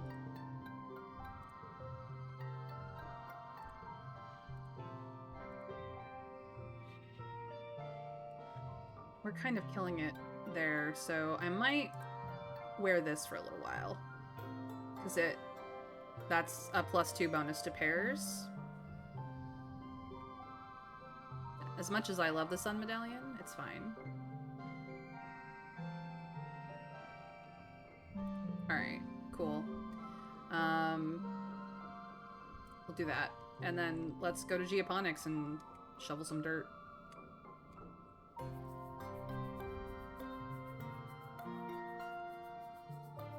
Cal is sitting cross-legged on top of the gardening shed, his face turned towards the sun. He cracks open one eye when he realizes you're watching him. I like to spend a little time every day communing with the planet, he says, smiling down at you. I think it's kind of important to think about why we're here and what we're doing, you know? His meditation. No, Trav. I'll find it or I don't. It's fine. Dis. Yep. We are part of the planet. We can't just hijack it. It would be better if we got along, but, you know. Asshole's got an asshole. I'm sorry, Dis. I agree with you and Cal. Unfortunately, not everyone does. Alright, time to shovel dirt. Because it's the best for toughness. And we get friendship with Cal. The warm sun feels good when you work outside. Cal is so happy in the sun, almost like he's part plant. He soaks it in and never seems to get too hot. I don't know about the not getting too hot part, because hot boy is hot. +5 to flushes with this card.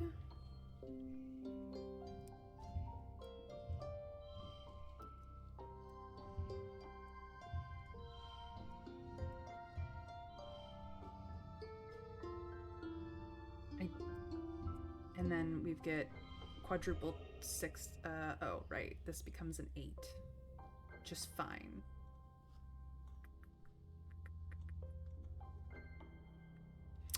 That is goal.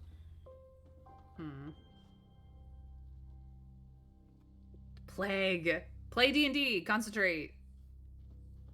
I appreciate you. I feel like Cal and Dis could be good for each other, but like we never see them interact. Dis wants to be out on the planet. If Cal got out more often, like maybe if our dad hadn't died, they might have become closer friends, but because Cal must be the head of Geoponics at this point in time, because he's the only one really qualified for it, they don't really have time to cross paths. I you know, if he could have been more of a surveyor, I think him and Cal and Dis would have gotten along just fine.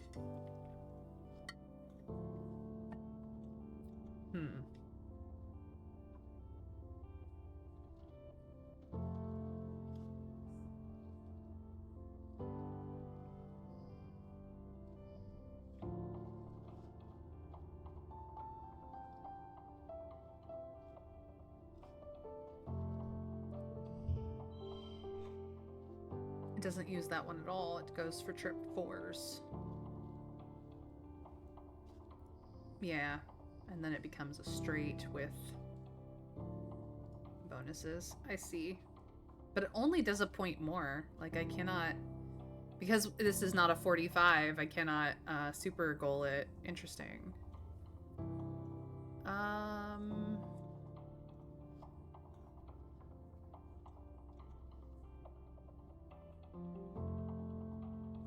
No, we'll just take the win.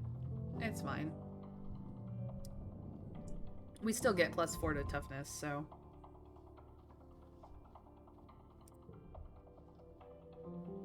Late dust. I just forgot Cal's birthday. You guys. I just forgot this man's birthday.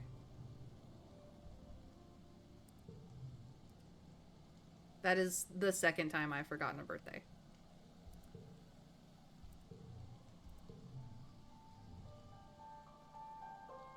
You know what? I'm giving him this anyway. Food! Cal grabs the fruit out of your hands, then remembers his manners and gives you a big hug. Thanks, Mayron. I'm starving. How did you know? You're always starving, Cal. I need a break soon. I am the worst. It is early wet, which means that it is now Mars's birthday.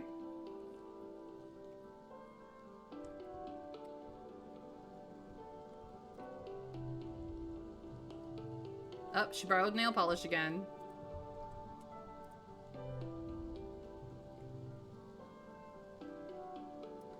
You spot Dis in deep conversation with one of the other people who work in expeditions, conferring over a large holo map. Dis points out a location on the map, and the explorer makes a note on their own holopalm before walking away. Dis closes the holo map with a gesture and acknowledges you with a nod. Hey, Marin. Hey, Dis. Did we miss a collectible over here? I didn't see one. Nope. Not anything back there? No. Okay.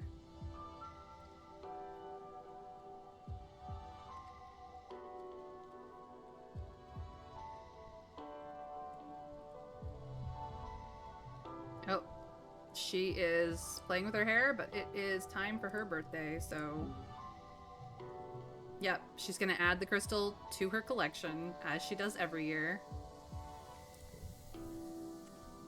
Rex. Hugs incoming.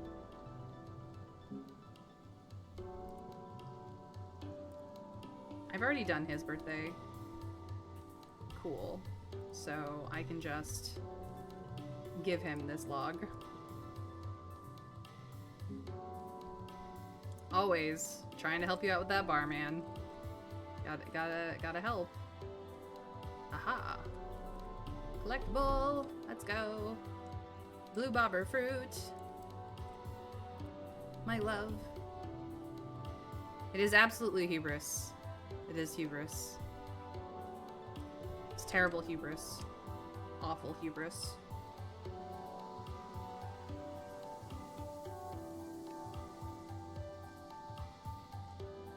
Alright, asshole. I don't think that it's friendly advice at all. I think you're just an asshole. M? I just wanted to say hi. You know, occasionally we train together. Just saying. Alright, that's everybody. I am starting to run out of collectibles, but I don't have the lack of stress to make up for that, so we're just gonna go get some more toughness. And then maybe relax in the park afterwards. In the wet season, you need to dig out the rice paddies. You put on mud waders that are way too big for you and stumble into the soggy muck with Cal. Cal starts nerding about mud as he does. The ground is so soggy because the lower gravity means the water takes longer to seep down, he explains, pulling a big clod of mud out of the ground and slopping it into the hoverlift. At least when it's raining, you don't have to use wheelbarrows. Everything is so swampy and warm on Vertumna, not like the dry, recycled air of the stratospheric. The wet ground makes the roots from our earth plants rot easier, so we need a ton of mush tree mulch, or this kind of puffy lava rock kind of thing. He stops and rubs his face, smearing mud across his cheek. Maybe we can do that next. I like smashing it up into tiny bits with a hammer. It's nice to be outside with Cal. Ooh, we're even more loyal again. This is a problem. My next run-through is going to be rebellious as heck. The tropical rain is never too cold, and Cal is great company. Just think about all the cool stuff that's out here, Cal exclaims. Who else gets to shape the planet and provide food for the colony? No one, that's who. This job is the best. He keeps on digging and nattering about cool bugs he finds in the mud. Oh, that de-stressed us a little. And we gained up to our armpits in mud. You goof off a little and have fun. Your antics eventually lead you to slipping, and suddenly you're up to your armpits in the mud and laughing as it oozes down into your oversized waders. Well, guess I'm taking a shower later. Let's shovel some dirt, shall we? Ooh. So if I put this here, and then I put this here, and then I put this here, and that, And that there. And this there. This becomes a pair. And a flush. This becomes a flush. Or we could do this. Nope.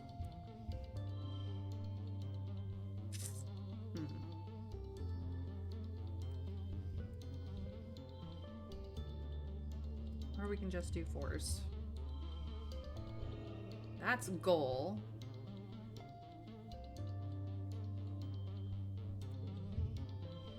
It wants me to do all 4s. Makes sense.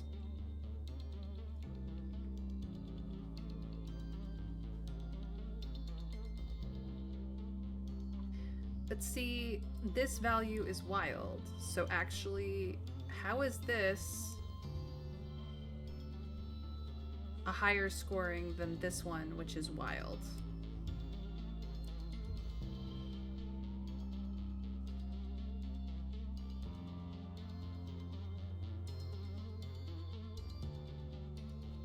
I'm not sure I understand that.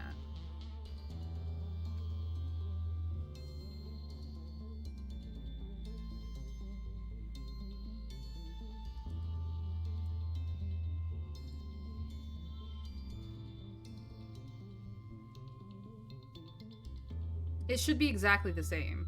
Actually, it should be a point more. Because this is a wild value. And then it's also a flush too. I'm confused. Like, this I understand. But how is this a higher point value when this is not a 0, it's a wild? I guess it still counts as a 0? How weird is that? Because while the wild card counts as a number for matching purposes, it's still a 0 for direct scoring? Okay. I just figured it would count as a 4, but apparently it does not. Interesting. I was confused. Doesn't mean I couldn't make it a 4.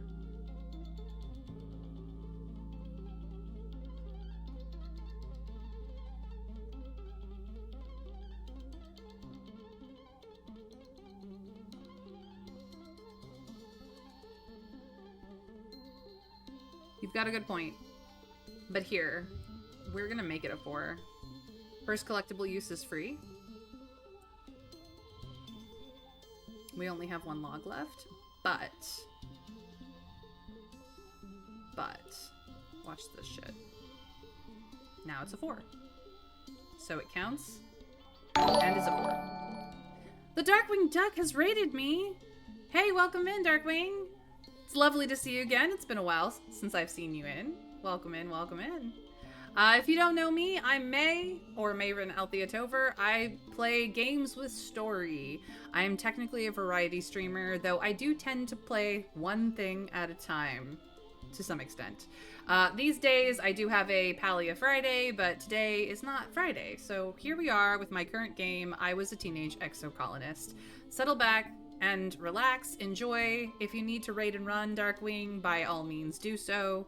I'm just glad to see you thinking of me. And thank you for trusting your community with mine. I appreciate you. All right, well, I win.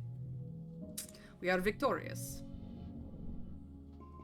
Toughness is getting there. We're getting there. We're getting there. But we're kind of stressing. Early wet leads to mid-wet, and you know whose birthday is mid-wet. God, we do not like him at all. Can't believe I forgot Cal's birthday. I am the worst person. The worst, you guys. Please, make fun of me in my chat. I insist. Not gonna lie, game's gotten really boring, so I'm just kind of chilling here now. Oh no, don't be bored at game. It's the new one you joined? I'm sorry to hear that you're bored. You might address that with your GM. Yeah, it's been a while. I don't know what your streaming has been like. I never managed to catch your streams because I think we stream roughly the same time slot, but I'm glad to have you. Stack dice, stack dice. Yeah. All right, Mars, continue being the culture. For those of you who do not know, I have amateurly voice acted everybody's stuff. But I'm not going to do any repeats. So if I've read it before in their voice, please know that !YouTube is where the VODs are to catch the first time I read this, which was last stream, the stream before, somewhere in there. Aw, he's sleepy boy, but we're coming in for another hug, so he can wake up for that. He a sleepy boy. Let's go up the hill to say hi to Nami and Dis. Oh, she's still finding new music. That's awesome. And Dis is having his existential comfort. It's not crisis. He's very comforted. Yup. All right. Time to go talk to post-traumatic stress disorder and asshole. Hey, do you want to train together, Annie? Or M? Anemone?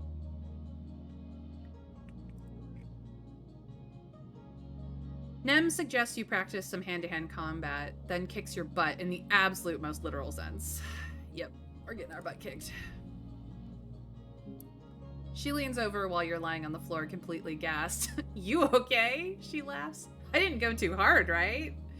No, M, you did not. Thank you for kicking our ass. Hey, asshole. Yeah, we will. We'll go bother Rex. Actually, we're gonna go bother our girlfriend instead. You're not worth our time. We don't like him. There's reasons. Oh. Babe. Well, I'll let him know, maybe. We don't really talk about you, actually. Okay, no respawned collectibles that I can see. I have talked to everybody. Let's go get our toughness up for that perk. Because we still have just enough stress to do it. Just enough stress to shovel some dirt. We did do today's birthday, didn't we? Did we? It's midwet? No, I didn't give him his cake. Crap. I have to go make friends with somebody I don't like.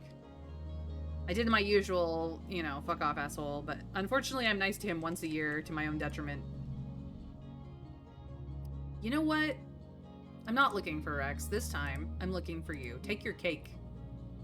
Yeah, take your cake. You can blow out candles and make a wish if you want to, but you're still a jerk. And I still have better friendship with your girlfriend than you, asshole. There. Oh no, we've gone above a threshold.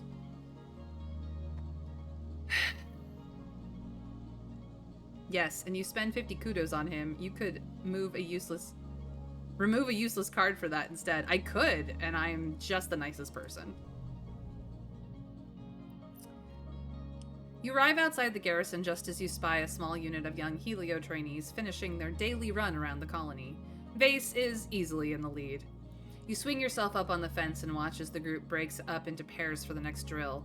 As unit leader, Vase goes around and corrects everyone's form and checks in on them before he spots you and trots over. "What's up, colony kid?" he says, wiping his forehead. His training shirt clings to his chest, damp with sweat and showing off his muscles. "Missed you out there today. You should come for a run sometime." "You couldn't keep me away." "Sure, I might join you," or "Physical fitness isn't really my thing." I think this will give us toughness, and unfortunately that's what we're working on raising, so, like, I have to flirt with him, you guys. I would much rather say this, but I'm all brain. Come on. Physical fitness really isn't my thing. I'm just trying to be healthier in general for reasons.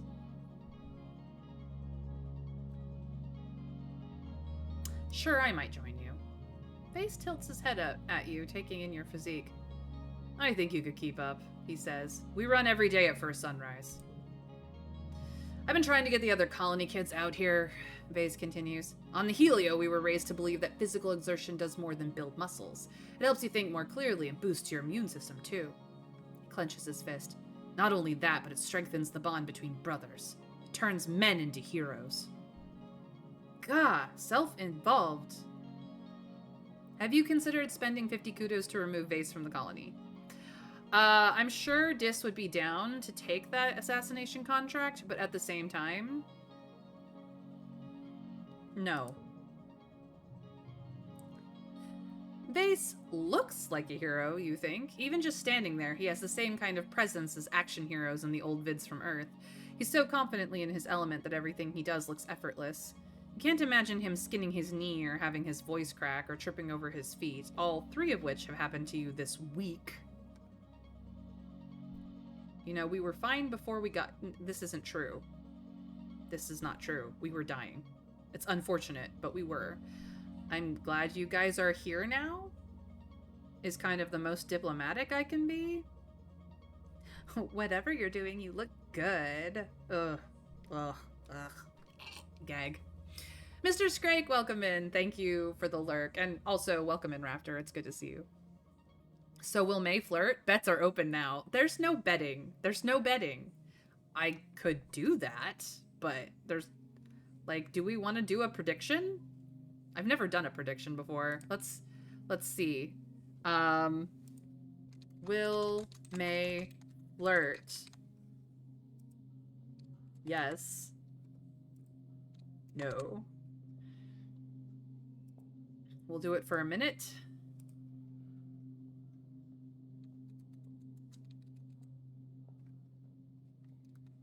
Hell no. Start prediction now. Got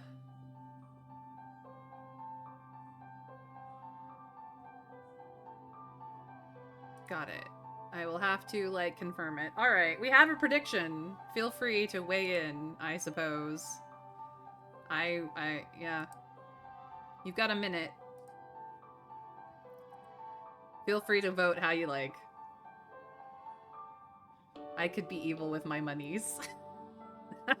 Raptor, it's your monies. You can do what you like with it. I will not confirm or deny that it will help me, but, like, predict away, you guys. Will May flirt? You've got a minute.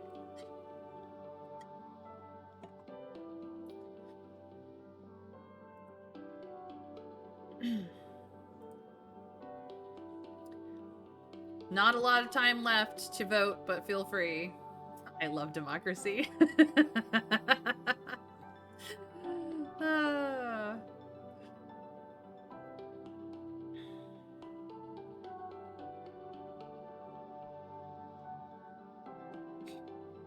Looks like the voting is done. It was a hell no. All right. Congrats to chat for knowing me very well. I did not want to vote. I did not want to flirt with this guy. He's so mean.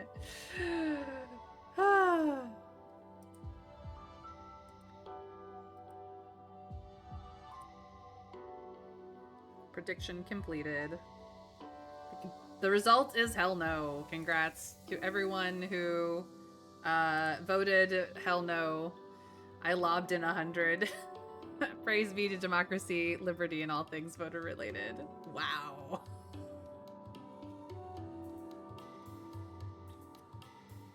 Congrats to Raptor Squeak and the 2 others who participated. Let's see what the breakdown is.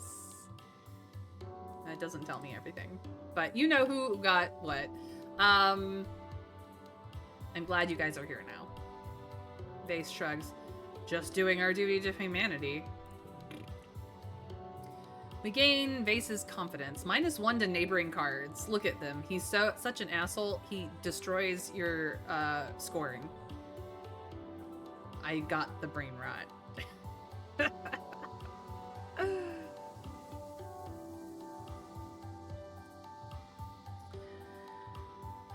Vase picks up his water bottle and takes a big swig, rinsing out his mouth before spitting into the dirt. Not everyone's cut out to be a soldier, he says. I mean, where would we be without people like Tangent giving us the intel we need? He shrugs. Anemone's pretty cool. She's got the right idea, and that Cal guy, he's got the muscle, but... Hey, don't talk about my friend Cal. Vase shakes his head with a snort. Honestly, you all lack the discipline.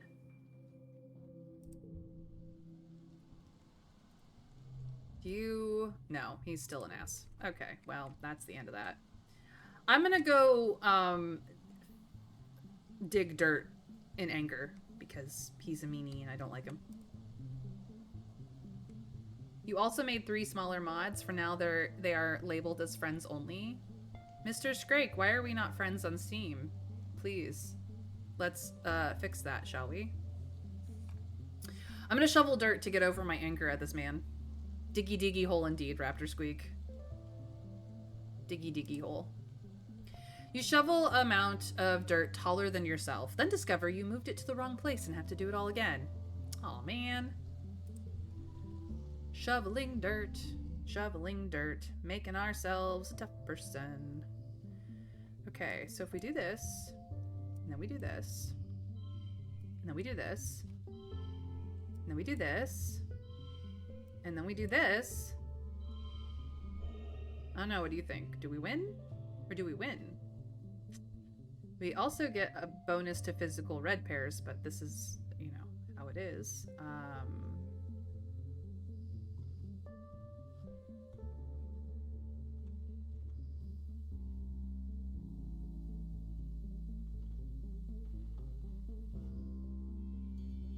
I don't have any gems in this mix, so...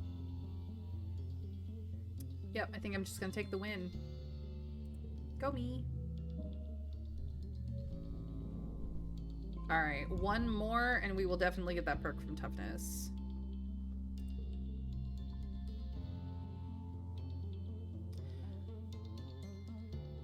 I'm not asking the fairy. I was happy. Are you digging his grave? Done.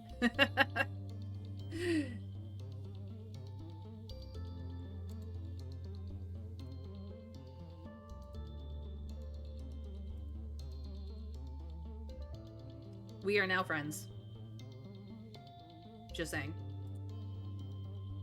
Rex has called a meeting, all interested partiers. His words, to join him for the unveiling of his bar. We finally get the bar! He's amassed a huge crowd. By this point, everyone's heard about his mission. Nami's here, of course, bopping around like they're about to explode with pride. Ladies and gents, and those who defy classification, Rex begins, winking at Nami. The time has come for this colony to have what it really needs. A place to party. With that, Rex flips on the house lights and the crowd gasps and blinks around in awe. There's so much to see. It's an ambitious build. There's a stage and a dance floor for live music. There's a bunch of low tables and some cute little booths with red cushions. And, of course, there's a bar, fully stocked with various liquors Rex must have been able to coax out of somebody's hobby still. It reminded me of Heavy Line from TF2 when you said friend. Bomb is friend. Come visit friend. I do a very bad Eastern European / Russian accent, so... Da. Good enough. I played a character, let's just say. She was a pilot. She was fun, but I give it a solid 6 out of 10. Yeah, but it's supposed to be, like, bad and stereotypical, Mr. Scrake, so please don't give it such high numbers. It's at best a 4. All of this using just those logs you keep giving him? Wow. Well, I imagine I'm not the only person who was supporting his project. Rex drinks in everyone's reactions, beaming with pride. Well, don't just stand there, he says. Let's get at her. So, do we get up on stage and sing, pour our friends a drink, or quietly admire Rex's handiwork? Center stage, this is more of a Rex Mars sort of reaction. Friend drink, probably a Cal M,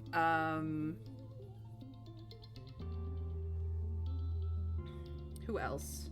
Nami reaction? Actually, Nami might be a stage singer. And staying in the background would be the twins. Absolutely. Of which our girlfriend. I'm gonna take a step back. Because I am a occasional social drinker at best and a lightweight on purpose.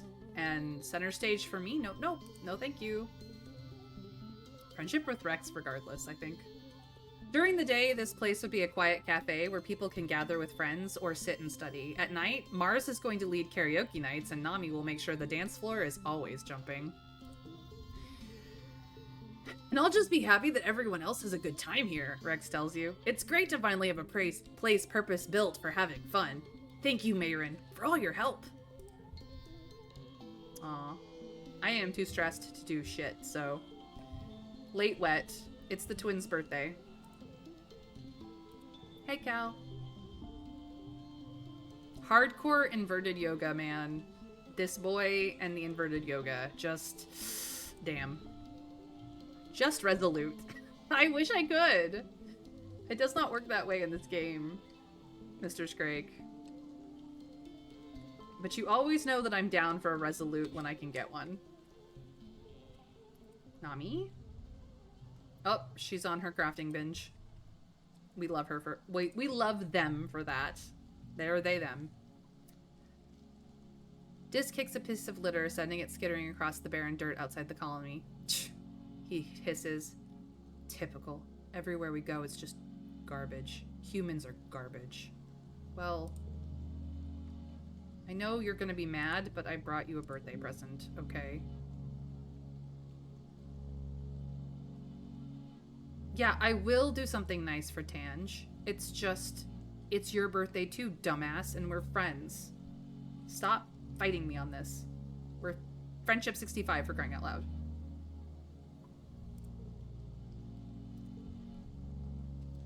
$65, man.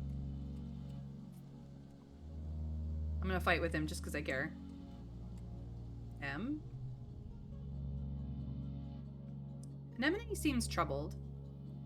How do you know if someone still likes you? She asks. I don't understand this dating stuff.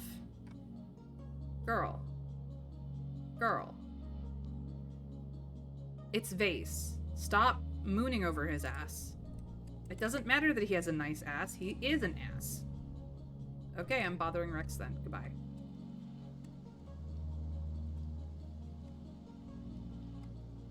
Next is Order 66. Yep. Come on, it's just a DC 17 check. Easy enough.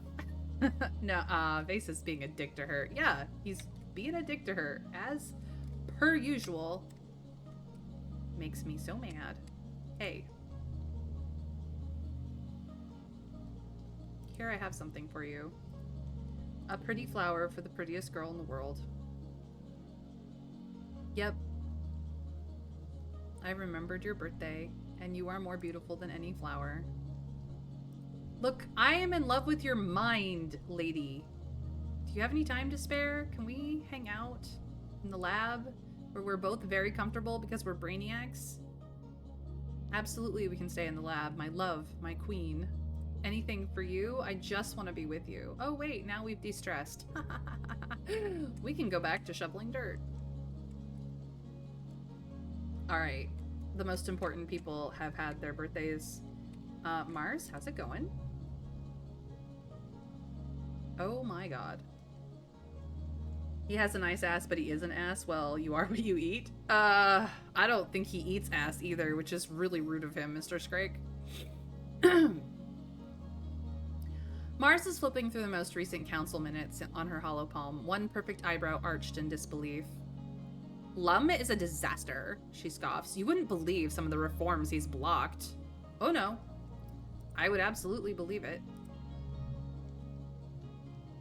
You're walking through the courtyard looking for Rex when something moves quickly at the corner of your vision. Duck. You skillfully dodge the frisbee that's been heading straight for your head. The disc clatters harmlessly to the ground a few meters in front of you. Rex jogs over and picks up the frisbee. Hail, Mayron, he hails you. Sorry about that. I'm playing catch with Nougat and well, He elbows you in the side, grinning. She's got a hell of an arm on her. Guess she used to be big in sports ball. Good thing I'm so high energy, right? When I'm not working with the construction crew, I've been helping take care of the kids, Rex continues, spinning the frisbee on his fingertip. Nougat says she misses the crutch. You know, the heliopause doesn't have one. Instead of all playing together all the time, we stayed in our discrete family units when we were kids. I'm an only child, so I would have loved your crutch. Yeah, he would have. Hey! You hear Nougat yelling. Throw the frisbee, she pouts as she runs up to Rex. Stop talking to your girlfriend! You tell him. Girlfriend, Rex exclaims in mock affront. What I do with Mayrin is none of your business, Squirt. Rex grabs Nougat around her middle and zooms her around like a spaceship. Nougat screams in delight, kicking and flailing until Rex sets her back down on her feet.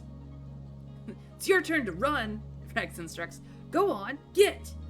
Nougat takes off, yelling at the top of her little lungs.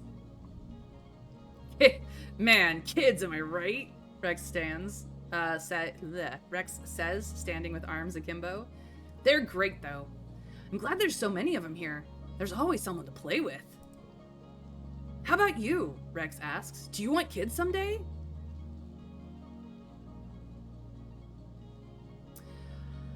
I'm not sure yet. This is not true. Maybe one or two? I don't hate kids. I mean, I in real life am never having kids because no. But I don't hate kids, or like in real life it's true that I make a much better aunt, but here we are. What does this Mayrin want? Broccoli! You started to watch my Monster Prom videos on YouTube as per my recommendation. Oh, I'm so touched. Thank you. And I wanted to let you know that the playlist for them seems in reverse order. Like, they are ordered, but judging from the names, the last one is actually the first. Oh, I may have it set wrong. I'll fix that. It's easy enough. I'll fix that later today, after stream. But thank you for letting me know, Broccoli. I appreciate that a lot. Absolutely the best. I will fix it for you so that you can just put them on and they play in order. Sorry about that. I usually am pretty good about putting last first, but sometimes they get a little out of order in the upload just because at one point I had connection issues that broke up my VODs weirdly, so depending on things. But thank you for letting me know. I'm not sure yet. I gotta talk to Tangent. I gotta talk to Tangent. She and I have gotta make that decision together, of course. Hey, that's fair, Rex says smoothly. You shouldn't have any if you're not sure, right? But at least in the colony, you know they're gonna have a pretty good life. Ugh, I don't know about that. How about you? Oh, yeah, obviously, yes, Rex answers immediately. I want like 1 billion kids. Every kid in the colony can be my kid, absolutely. I don't even have to be their, like, dad, you know? Who cares about genetics or whatever? He looks over to Nougat, who's waving her arms, agitatedly waiting for Rex to throw the frisbee. Rex does, and boy, does it go far. Nougat takes off running again as it soars over her head. I just want there to be kids everywhere, Rex finishes his thought. Lots of kids around means that the community is healthy and everyone is at peace and people are optimistic about the future. Oh, you sweet, idealist optimist. Plus, kids are so great, just so great, Rex adds. I love making silly faces at babies and crawling around on all fours with toddlers and wrestling with bigger kids and helping them with school and stuff. It's fun. Rex scratches the back of his head. On the Helio, we were kind of expected to stop playing so much when we started the education program, he says. Any playing we did was supposed to be like sports and endurance, real future soldier kind of shit. Sometimes I wish I could get a do-over on it, Rex says. Like, if I could go back to before everyone cared about their big guns and their big dicks. He makes a wanking motion. Kids don't care about that kind of stuff, he continues. They're just innocent. Pure heart, you know? They don't have all these... He gestures roundly to his own head. Thoughts, I guess? Oh, the ear perk. Dang, these... The artists know what they're doing. It's at this moment that the frisbee reasserts itself as an equal participant in the conversation. Rex's attention goes to it immediately, his ears perking up as he leaps up and catches it before it can menace you again. Haha! He laughs, his thoughtful mood broken. That was close. I'm gonna go back to playing with Nougat before she hurts someone. Nice talking to you, Mayrin. You too, Rex. I still need that hug, though. Like, I know you good. You good. But yeah, let's do that. Okay. So that's everybody. Did I talk to you? Yeah, I talked to you. Did I get up the hill? I don't think maybe I did. I don't know. I've lost track now. She's on her crafting. He's doing his survey thing because he responsible surveyor. Yeah, I've already given him his present, so that whole conversation just lost track of my brain. It's fine. Let's see here. Well, I was going to relax in the park, but maybe we'll do that during glow season, and we'll just shovel dirt for this last time and try to get this perk. We'll try. I don't know if we'll make it, but we'll try. Let's go. It's not always shoveling. You sometimes get to control the huge robotic vehicle that has been fitted with a plow. The robo-plow is massive and intimidating and can easily grind through rocks or even trees, but the column only has one, so you have to be very careful when you give it instructions. You're tasked with taking a bunch of rocks out of a field and given a robo-plow to do it. Cal loads its software up on his holopalm, and there's a lot going on there. All these digital gauges and a long list of possible subroutines with parameters to enter. Mayrin, he says, nervously poking at the interface. Do you want to try doing this? So we could do our muscles instead, but look, I've maxed out reasoning. As much as I don't want robo power again, I can just go get rid of it again, so we know what we're doing. Select the card to skip gaining it. I'm just gonna skip. I'm not gonna get it because I don't need it. Easy peasy. You give it the dimensions of the field you're plowing, the desired depth, and add a subroutine for rock removal indicating the general size of the rocks. Oh wow, that just de-stressed me entirely, like, a lot. The machine whirs and adjusts its digging tools, then sets to work. You get the field cleared in record time, and you and Cal can enjoy a half day off. Alright. This card gets +3. Fantastic magical. Ooh, I want this. Okay. So if we do a 6 here, and a 6 here, and a 5 here, and a 4 here, this one becomes an 8. Howsomever. That one doesn't make it. So as much as I would love this, no. Wait, where is the +3 slot? This one. What if I just scooch everything down a tick and put this here? Still not quite enough.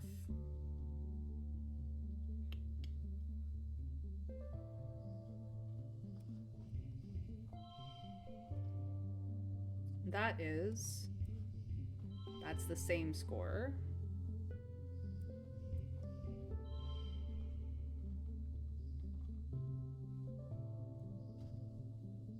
It really does not want me to use Calm Temperament too. Sad. I mean, I could if I was willing to, like, do this differently.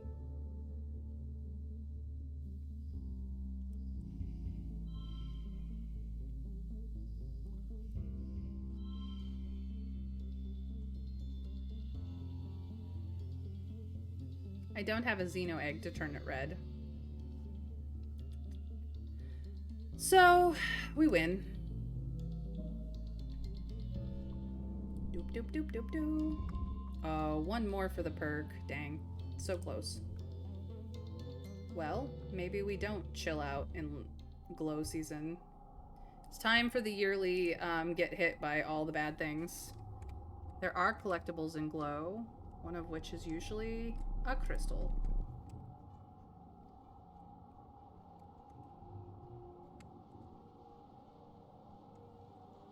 The gates are closed.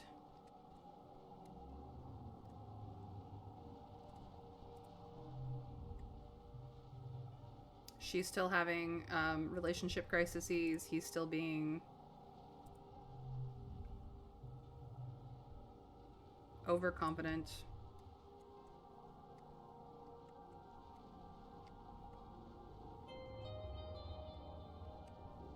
Hey, babe. Yep, we're definitely gonna get attacked again. It's just... It's just the thing that happens. Cal is going to enjoy the wonder that is... Oh, he isn't. Cal looks troubled as you enter the gardens. Do you hear that? He asks, cocking his head to the side. Usually all the critters make more noise than this. I wonder what's going on. Go stand watch on the wall. You'd know what's going on. We can. And of course Dis is out in this because it's his favorite season. We don't have the bravery to dare him to do crazy things. At all? At all? We can now apply to work in construction. So I will definitely do that. You pass the construction yard on your way to work. Rex waves you over.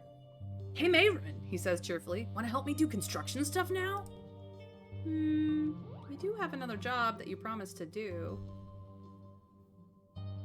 Yeah, let's work hard. We got more engineering, as if it's not already maxed. You help Rex hold up part of the wall while he fits a bracket in place. There's a lot of pounding and wiggling to get it to fit, which delights Rex every time he gets to make a joke about it. It's sweaty, rewarding work, and you learn something about engineering while you're at it. Chief Administrator Seek comes storming out of command to find you. Mayron, they snap. Where have you been? I expected you hours ago. Whoa, it's my bad, Rex says, moving to stand between you and Seek. If he had a tail, it would be between his legs, the perfect picture of apologetic puppy. I asked her to help out. We're super short on hands around here, and she did a great job. Seek grudgingly accepts that you did, in fact, do good work. They tell you that you're cleared to help out on construction if you'd like, snidely commenting that you're better suited for manual labor than the job you were actually supposed to do today. Haha, whoops. So yeah, now it's open, which gives engineering and toughness. But its emphasis is on engineering, which we already have maxed, so not useful for us. I think that's everybody who's out and about. We are really stressed, but we could do the toughness stuff. We could relax in the park. We could stand on the wall.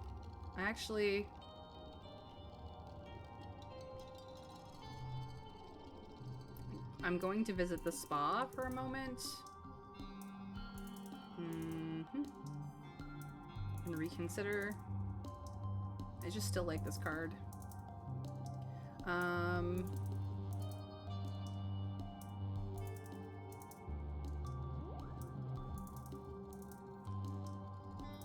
Alright, this one we're going without... Yep. No more remembering going hungry. And... I think that's it.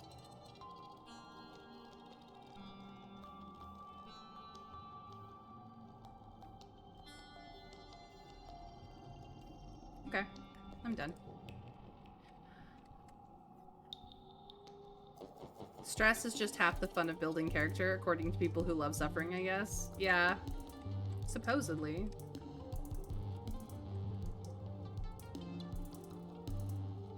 I suppose we could be proactive and do lookout duty or guard duty.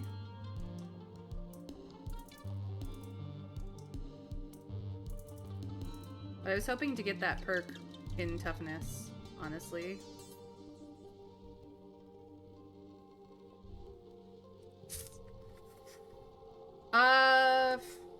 we're going to end up having to just be brave enough to go defend the colony anyway, so I'm just gonna go here and shovel dirt.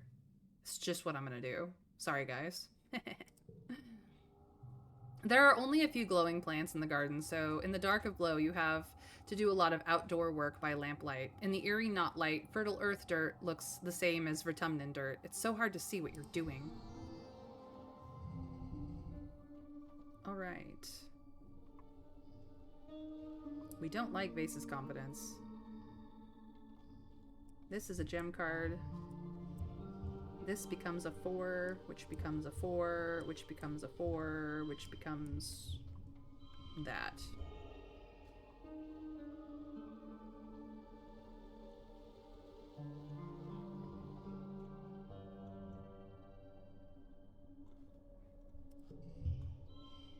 Yeah.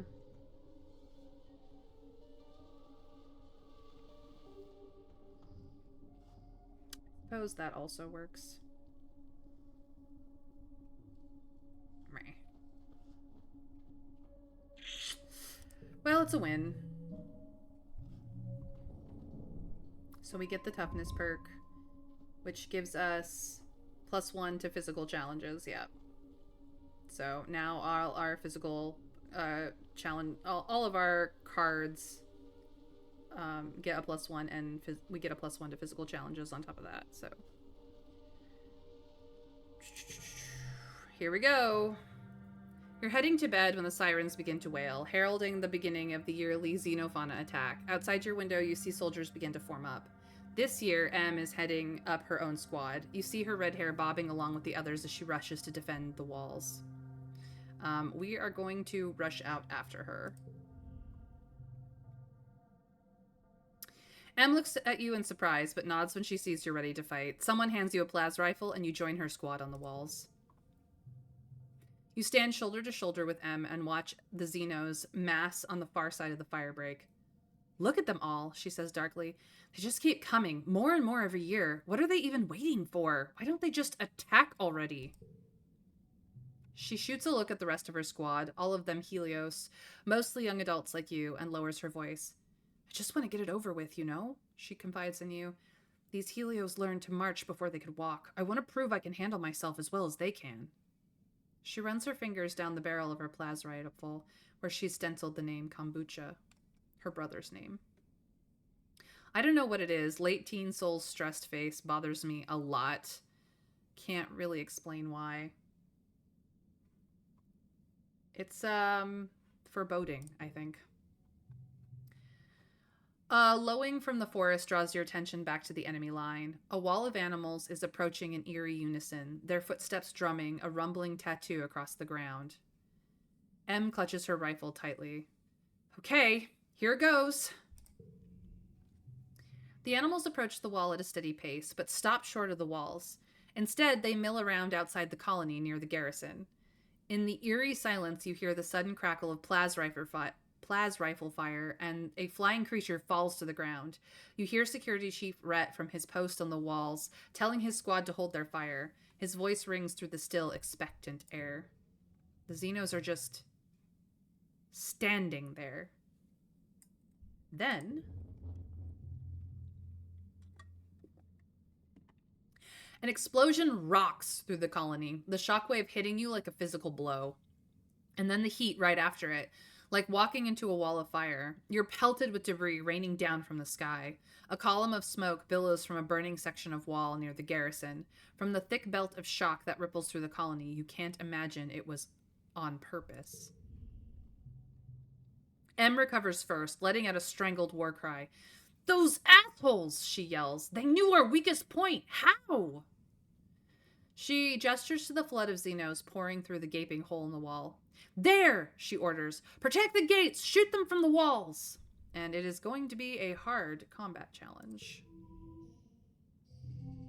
We have a bonus to pairs on top of our double bonus to pairs. I really should have put the medallion back on, but I forgot. And +1 to physical red cards is across the board. So we could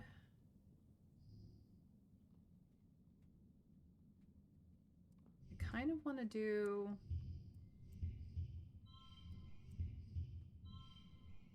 a 27 opener? That'll be pretty good. Save these cards for later. See if we can't get something that will boost or be boosted by gem cards. Yeah. Next round. Okay. I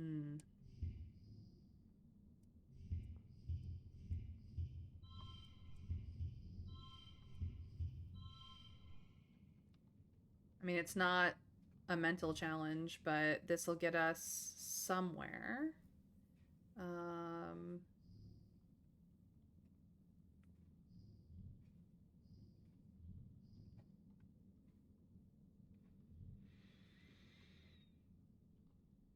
I know we can score higher, but we're going to have to score really high in our next round. All right, it is time. 7, 7.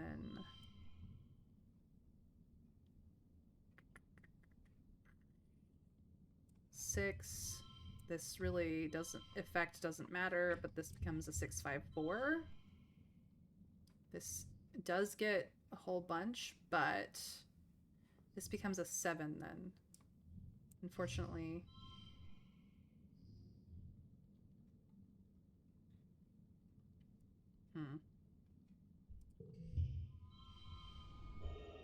There we go. That's what does it.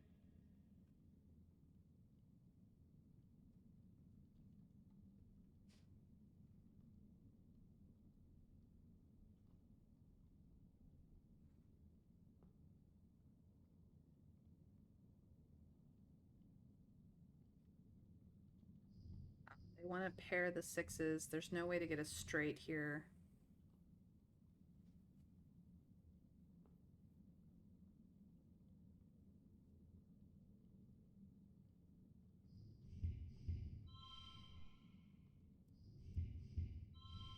This is a higher score. Okay. There we go. Because we got two of kind. And then 2 flushes. Cool. Okay, well, we win.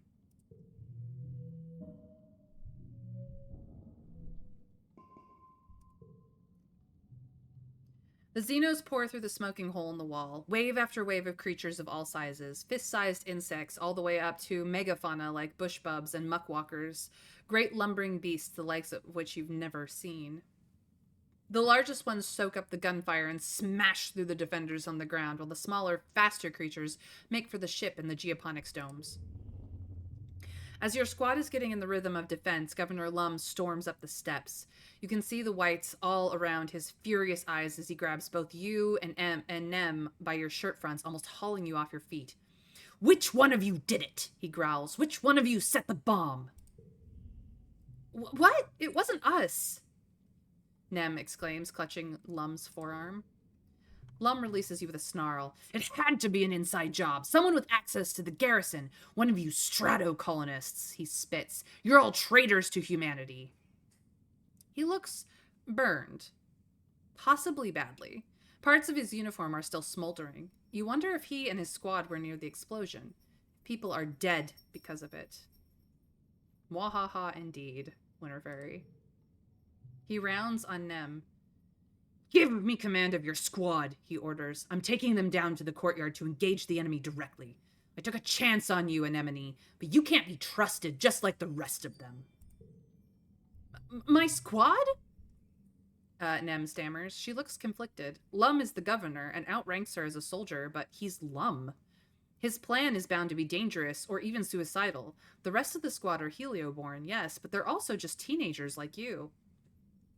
"Don't you need us up here supporting defenders from the walls?" she chances to suggest. Okay, so we could back her up directly. We could back up Lum. Or we could be like, "Hey, let's ask the security chief," who hates Lum's orders anyway. Shoot him now, he's interfering. Trav, I don't think I can get away with it. we can appeal for a second opinion. We can side with Lum like a dumbass, or we can back up Anemone directly. What do you guys think? What should we do?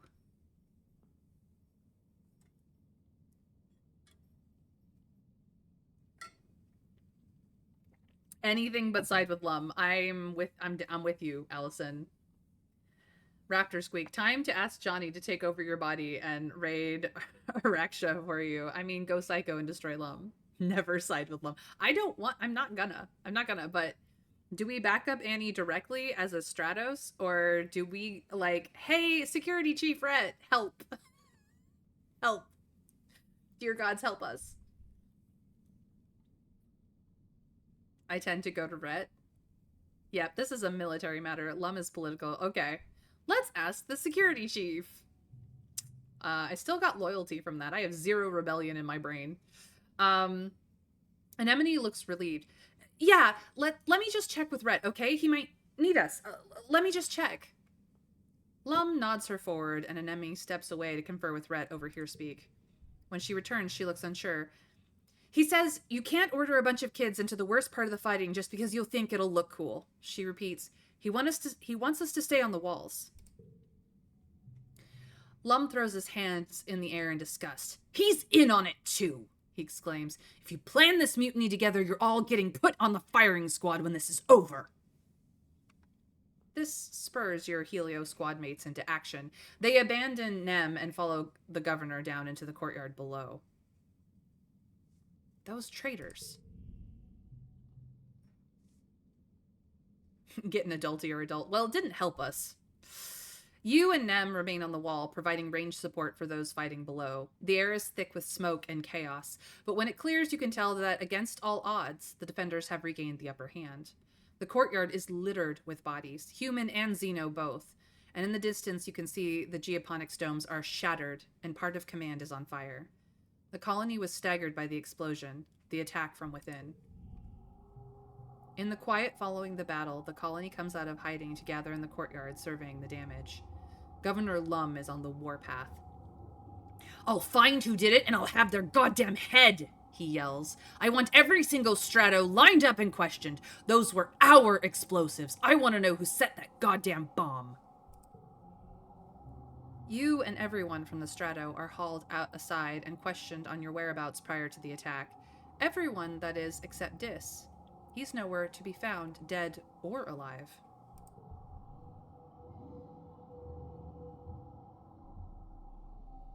It is now early quiet. Our birthday has come once again. We are now starting age 19. This is endgame, guys. Endgame. We will not finish this game today, but it's a pretty good bet we will finish it tomorrow, which is actually pretty good timing. Not purposefully done. But we have lost 229 kudos over the year, or rather, we spent them. We have gained stress. We're loyal as loyal can be to the colony, but the defenses are down by 2. We have raised these skills by this many, and we have raised our relationships with people by this, and we have earned all these cards. These are all the cards we got. We are stressed.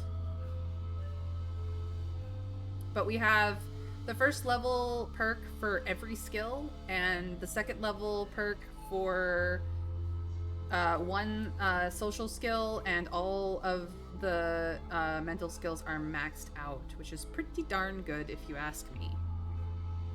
I wonder what Dis has been up to. I wonder. And the reason why he could not be found, I wonder. He's been working at that for a long time. Yeah, so this is the acknowledgement of the toughness perk that we got. Alright. That was intense. Both on my vocal cords and on our emotions. Cal has something to say. And we are stressed. Okay. You're shooting the breeze with Cal in the shadow of the geoponics dome when you lean over and when he leans over and waves at someone over your shoulder. Perk, hey, over here. Perk jogs over to you. He's a heavyset adult with tattoos sprawling up his arms that make him look like he's made of marble. He holds out a stack of tiffins wrapped in a sash. Hey, you two. Seth and I were testing out recipes, and we ended up making too much. Figured I'd run some lunch over to you. Cal takes the tiffins and opens the first one. Lentil dal! He exclaims, inhaling deeply. No way. Perk looks proud. Rice in the second one, and a little something sweet in the third. You deserve it, with how hard you've been working out here. You eat up too, Mayrin. There's more than enough. Perk leaves you to divide the spoils, and Cal goes right to dessert. Having 4 parents is the best, he mumbles, around a mouthful of sour sweet cake. Cal's mom, Auntie Tira, is in a relationship with 3 other colonists. Perk's the newest member of his family, and even then, they've all been together for a while. Cal's always been surrounded by a lot of love at home. Cal swallows his food. You know, sometimes I wonder if I'd want to date that many people like my mom does, he muses. Like, finding one person who wants to date you and having the courage to ask them out is already hard enough. Bruh, my palms are sweating just thinking about it. Besides, Cal continues, it works fine for my mom, but I kind of feel like if I find someone, I'd want to just be with them, you know? I want to put all my energy into making them happy. Ugh. He's a monogamist. Ugh, Cal. Please. No wonder he's so oblivious to Rex. For him, love and intimacy are the same thing. If he's going to be intimate with someone, he's going to want to be in a relationship with them. Love and intimacy are the same thing. Now, I think most of us in chat know that that is not true, but for some people it is very much their truth. You're getting Munchkin from the bus stop. Give them all my love, Winter Fairy, both the Munchkin at the bus stop and the Munchkin at home. Please, please be safe. Alright, don't knock it till you try it, or do we flirt?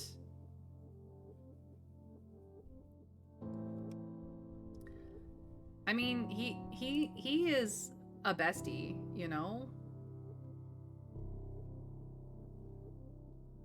Childhood bestie. Oh, Dis is grayed out. He's gone. He's gone, guys.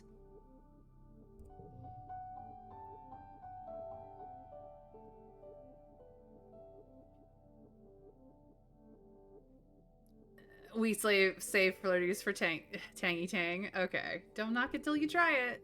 Cal shrugs. Bruh, I'm around it like literally every day. I'm pretty sure I'd know if it's for me or not. The doll is sweet and fragrant and tastes all the better for being made and delivered with love. You and Cal eat your fill before Cal excuses himself to go back to work. Okay, we are stressed. So much stress.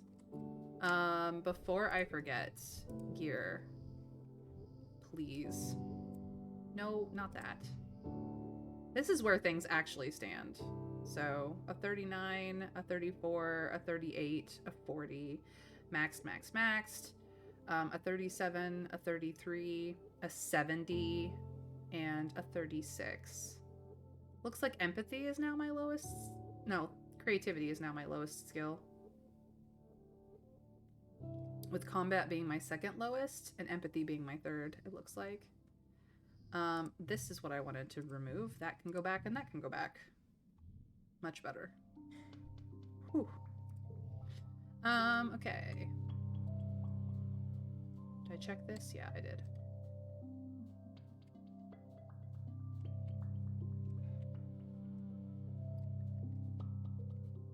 Dis is not here. That makes me sad.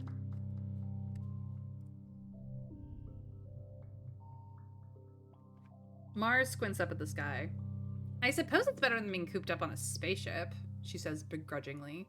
It's hot and dirty and smells bad and there's nothing to do. Why, if it weren't for the constant risk we'll all die, it would be paradise.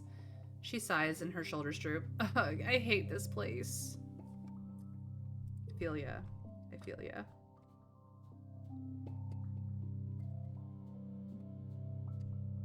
Okay, jerk ass. I don't want to impress you. Be your usual jerky self. Thank you very much. Did I need you? I just wanted to say hi, Nem. So sorry about what happened during Glow. It's not your fault that Lum is a total dickwad of a jerk ass. Nami! Nami twists a lock of hair around their finger and tugs. I never really fit in anywhere before, they say quietly. But here sometimes I think I could. I just want the chance, you know? We totally understand. The urge to give spoilers so strong, but I will resist. I appreciate your efforts to resist. I know, Allison. I say flirt, you only got a year left. I don't think it will matter that much. I may actually pursue Cal in my next run just because I feel like I didn't give him a fair chance in this one, and he is such a sweetheart. But we're gonna go full rebellion. Rex is as Rex always is, flitting around from task to task and not letting stress get to him. He gives you a jaunty wave as you approach. Hey, Mayron, he calls out. Working hard or hardly working? You elbow him. He elbows you in the side, winking. Could use some more of the latter myself. Hugs incoming. Gotta get our seasonal hugs friendship bump. Heck yeah. And then, as always, Tangent, our queen, our love, our one true. Tange is hard at work in the lab as usual. You honestly can barely remember a time you've seen her anywhere else. When you ask her if she's doing okay, she only blinks at you like a woman coming up from a years-long sleep, unsure of where she is. Of course I'm doing well, she says, rubbing her eyes. I'm laying the first stones of humanity's legacy on Vertumna. How I feel is inconsequential. Well, babe, it's my birthday. I'm gonna give you a flower. I hope you find it useful.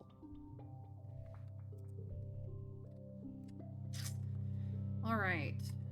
That's talking to everybody. We need to de-stress like you would not believe. We're gonna go back to geoponics for that.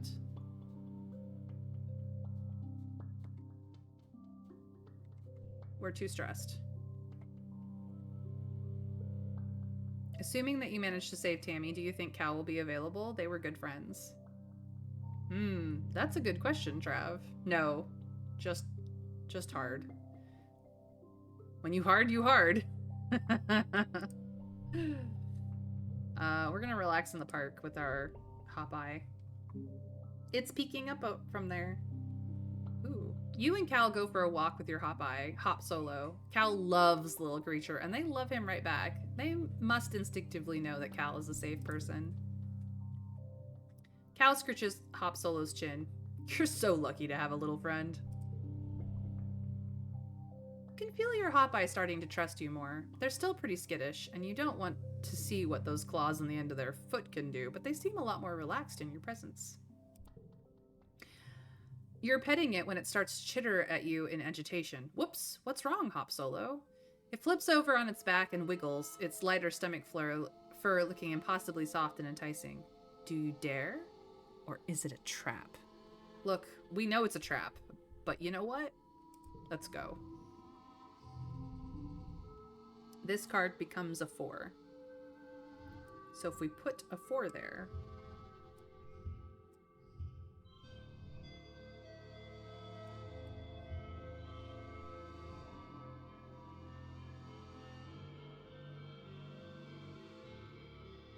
Or we could do this instead.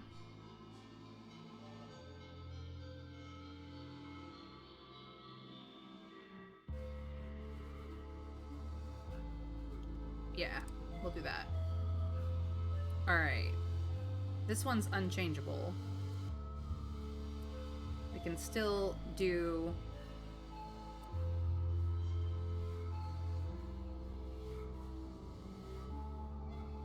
Let's see here.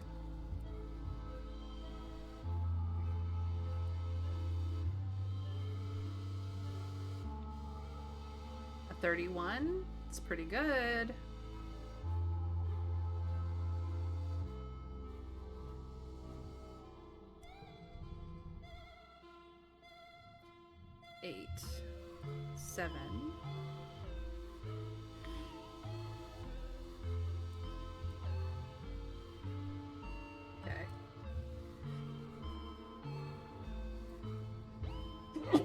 Oh, bless me.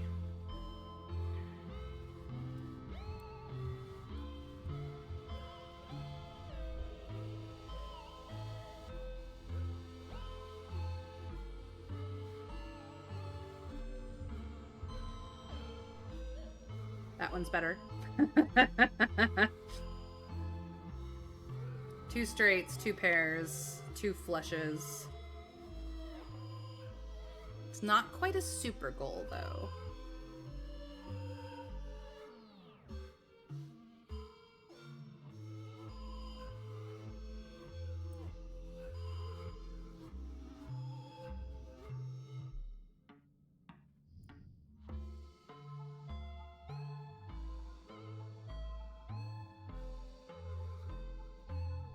We could, however, maybe do this. That's super cool.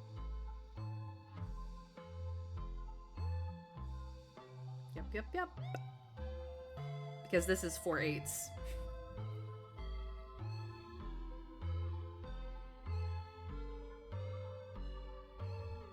Alright, that's a win.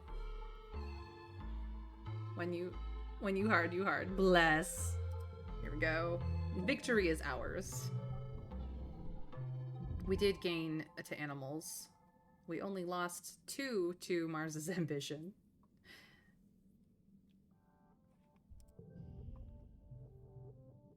And we upgraded our pet. So we gain even less stress now.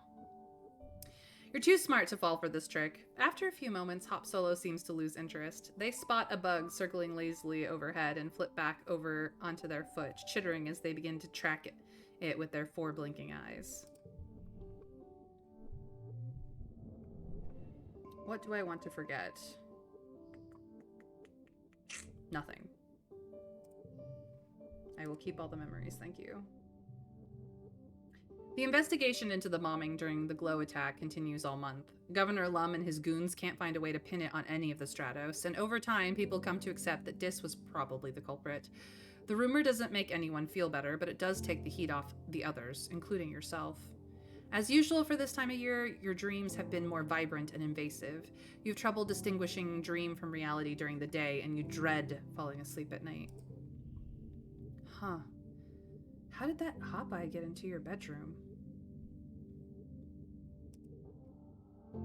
You chase it out your balcony door and find yourself on a thickly wooded path, the mushwood pressing in close on every side. The light is weird here, pink and glittering, casting teal shadows. The Hopeye disappears down a hole in the ground, and without thinking, you dive after it, squeezing your shoulders to fit through. You tumble into a cave, beautiful and surreal, shimmering with a light that seems to come from within. When you take a step forward, granules of pink sand crunch underfoot. The cave opens out to a forest that seems lifted from a fairy tale. The sunlight beams through breaks in the trees, illuminating a path of mushroom-ringed stepping stones that lead you to a small cottage. You spot the Hopeye hurrying further down the path. Do we visit the cottage or do we follow the Hopeye? Oh yeah, this is definitely a dream. We are, well, I would call it more of a vision, or perhaps a guided vision, even.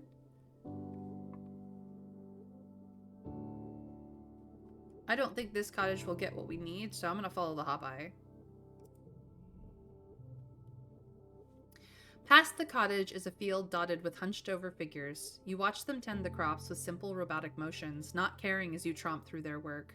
Their straw hats and overalls look tattered, and when you pass close to one, you realize they're not human at all. They're made of metal. Sightless glass eyes stare back at you, metal faces pockmarked with rust. The rasp of their terrible creaking floods your ears like a cloud of cicadas. The closest robot turns to you. Its glass eyes shine red, and it grabs you by the wrist. Its grip is painful, bringing you to your knees in the loamy dirt. It pushes you down, planting you like a seed. The ground swallows you, and you can't even cry out. You're falling! You land hard on solid ground, your breath whooshing from you. It's hot here, impossibly hot. The twin suns beat down on you, burning your skin on contact, and the air is almost painful to breathe. In all directions stretches a barren wasteland of dead trees, like bones puncturing the dry skin of the planet. Tangent's cool hand helps you up from the dust-cracked earth to see the true extent of the devastation. Everything is dead, Tange says, her voice hollow. Everything. Why didn't someone stop us? Why didn't someone stop him? Tears roll down her face, quickly whisked away by the dry air. I don't know how to stop it, she sobs. Please, Mayrin, help me. A great roar shakes you, and you turn to see a chimeric nightmare, a manticore, but with Governor Lum's face. He towers over you from a podium, his claws clacking and his tail thrashing as he proselytizes. We, primeval forest felling, he chants. We, the rivers stemming, piercing deep the mines within. We, the surface broad surveying. We, the virgin soil upheaving. Overhead, the sky is streaked with smoke. You hear a rumbling in the distance. Do we run, or do we stand to face it?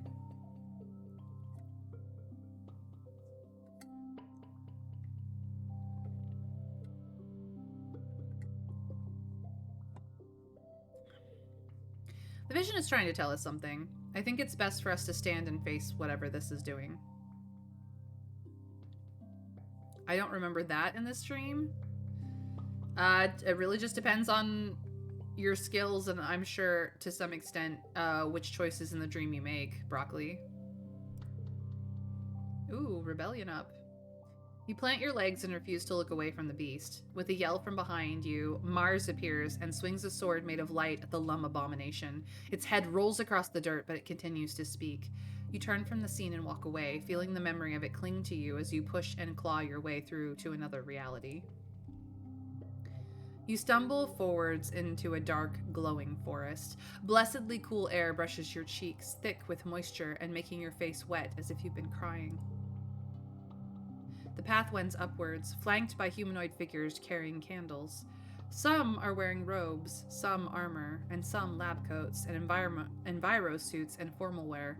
Some are elderly, some barely 10 years old. All turn to look at you, and you realize with a jolt, they're you.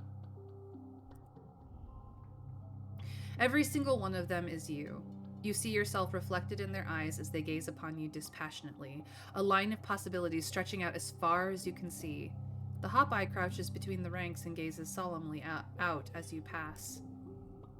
You walk steadily upward, feeling their unflinching gaze follow you. Overhead, the wormhole hangs in the sky like an overripe fruit, bending the heavy branch of space and time towards you. It's so close. You feel as if you could touch it. You stretch your hand out, seeking. You wake up. We are now an insomniac.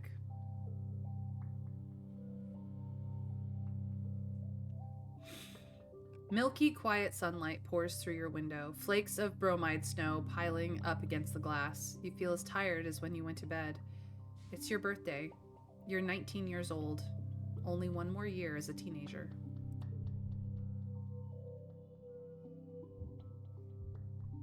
It is now mid-quiet. Well, that was wild. Wild. But look at how cute our Hop-Eye is. Ooh, this is another artist.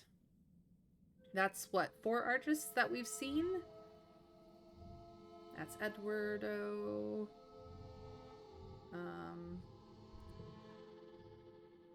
These are all Eduardo. Oh, here's Tosh Yu. That's Moyu. Lois Chen. Michael Mims. I love how the artists for each of these, we definitely know. Stop that. Miley Chow.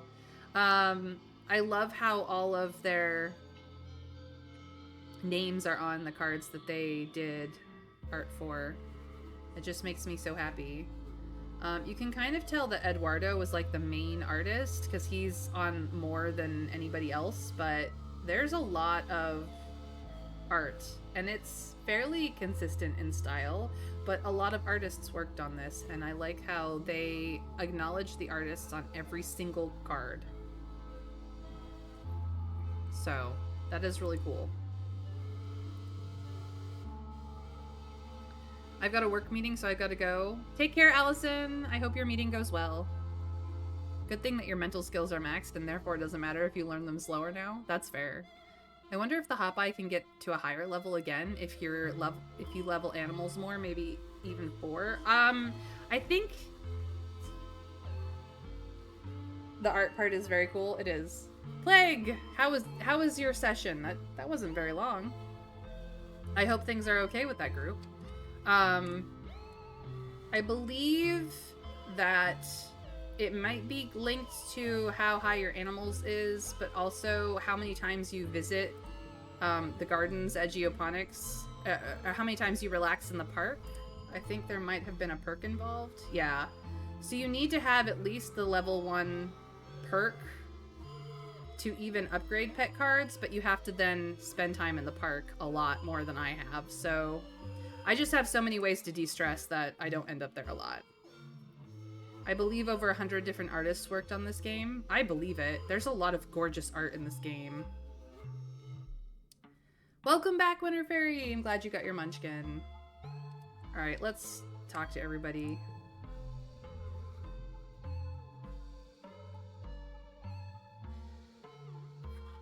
You find Cal behind the garden shed, kneeling down and peering under a tarped-up old watering bot.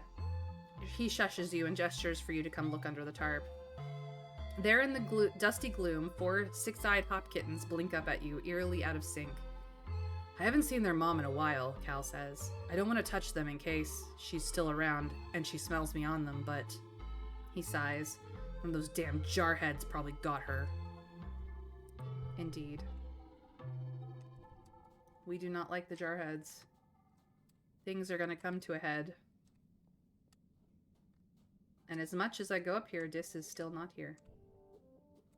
Now, we might be able to go out and find him.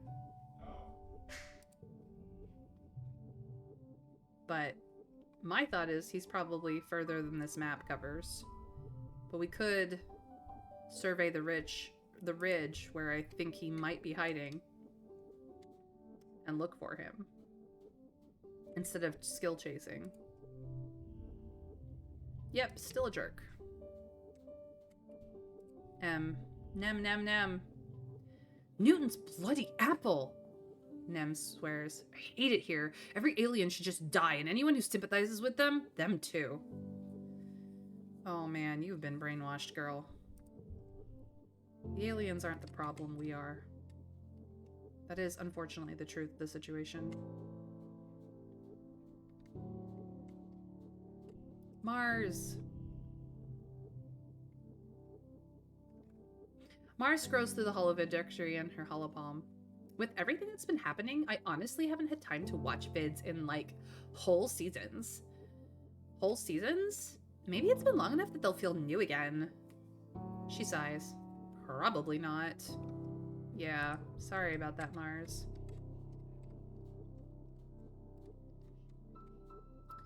Nami! Nami is looking at the sky with a slight smile. It's been 4 years and it's still so cool, they comment. I spent my whole life on a spaceship before this. Being outside still feels like being in paradise, even with everything going on. I know, Nami, I know. He's doing quality assurance, but we need a hug. Yes, again. Always. I mean, I am running out of collectibles, so it might be good to, you know, go pick up some things.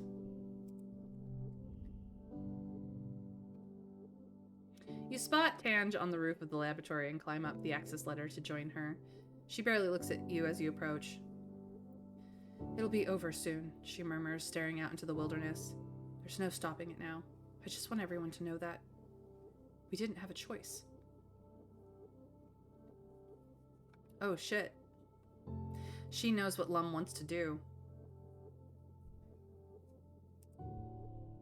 My Wednesday campaign is kinda eh. it's really boring because the DM doesn't really know what he's doing and doesn't really listen to the players.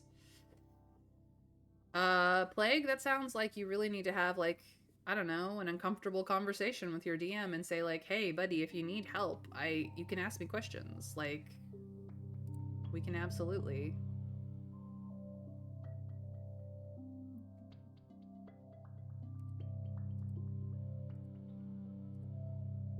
Help up your game and make it more fun for everybody. But, you know, sometimes you just need to go through the slog of being bad at something, you know? I think that Tange and Dis may not be quite as distant as they should be. What has she been up to? She'd never tell us because she's trying to keep us safe. That is the problem. She loves us that much. Okay, well, you guys, my voice is wrecked. Freaking lum.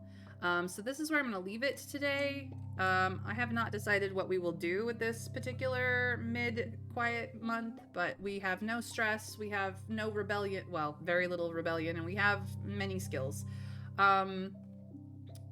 We are in the last year of this game. We are likely to finish this game next session, tomorrow at 1, so I hope that you guys will join me for the conclusion of this run. This is what we've been building up to. So yes, thank you guys for joining me today. My name's May, and I stream Monday through Friday at 1 p.m. Eastern US time. I'm just gonna do a cheeky save while I'm outroing, and I hope that you will join me tomorrow for more of I Was a Teenage Exocolonist.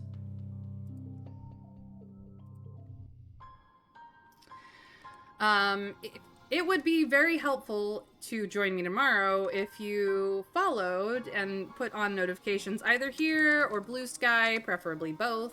And Blue Sky is where I will be discussing this game once I've finished a full run, because I've got thoughts, and oh boy, there might be a thread. But I'm very bad at social media as well, so come be my friend and help. Pretty please. I'm also glad to have you on my friends list, Mr. Scrake. You're a great friend.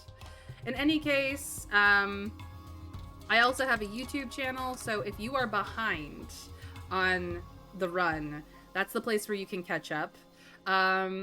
It's free. It's how I give back to my streamers for supporting me in my Twitch dreams of doing this full time. And I hope that you will jump over there, subscribe, and ring the bell so that you know when the VODs go live to keep up on what I'm doing, especially on the weekends when I don't stream. Needless to say, I will raid my friends because we're all in this Twitch community together, and I support the people who, you know, are doing this with me. Let's go see who I will raid today. My raid message is copy-pastable, but if you think it's boring, because it is, feel free to put your own love heart or raid emojis from your communities, because, again, we're all in this together. So let's, you know, chill together. Let's see here. I have so much choice today. Crazy. You know what? We are gonna go run over to Dragon. Him and Dia are over on Fortnite, having some fun.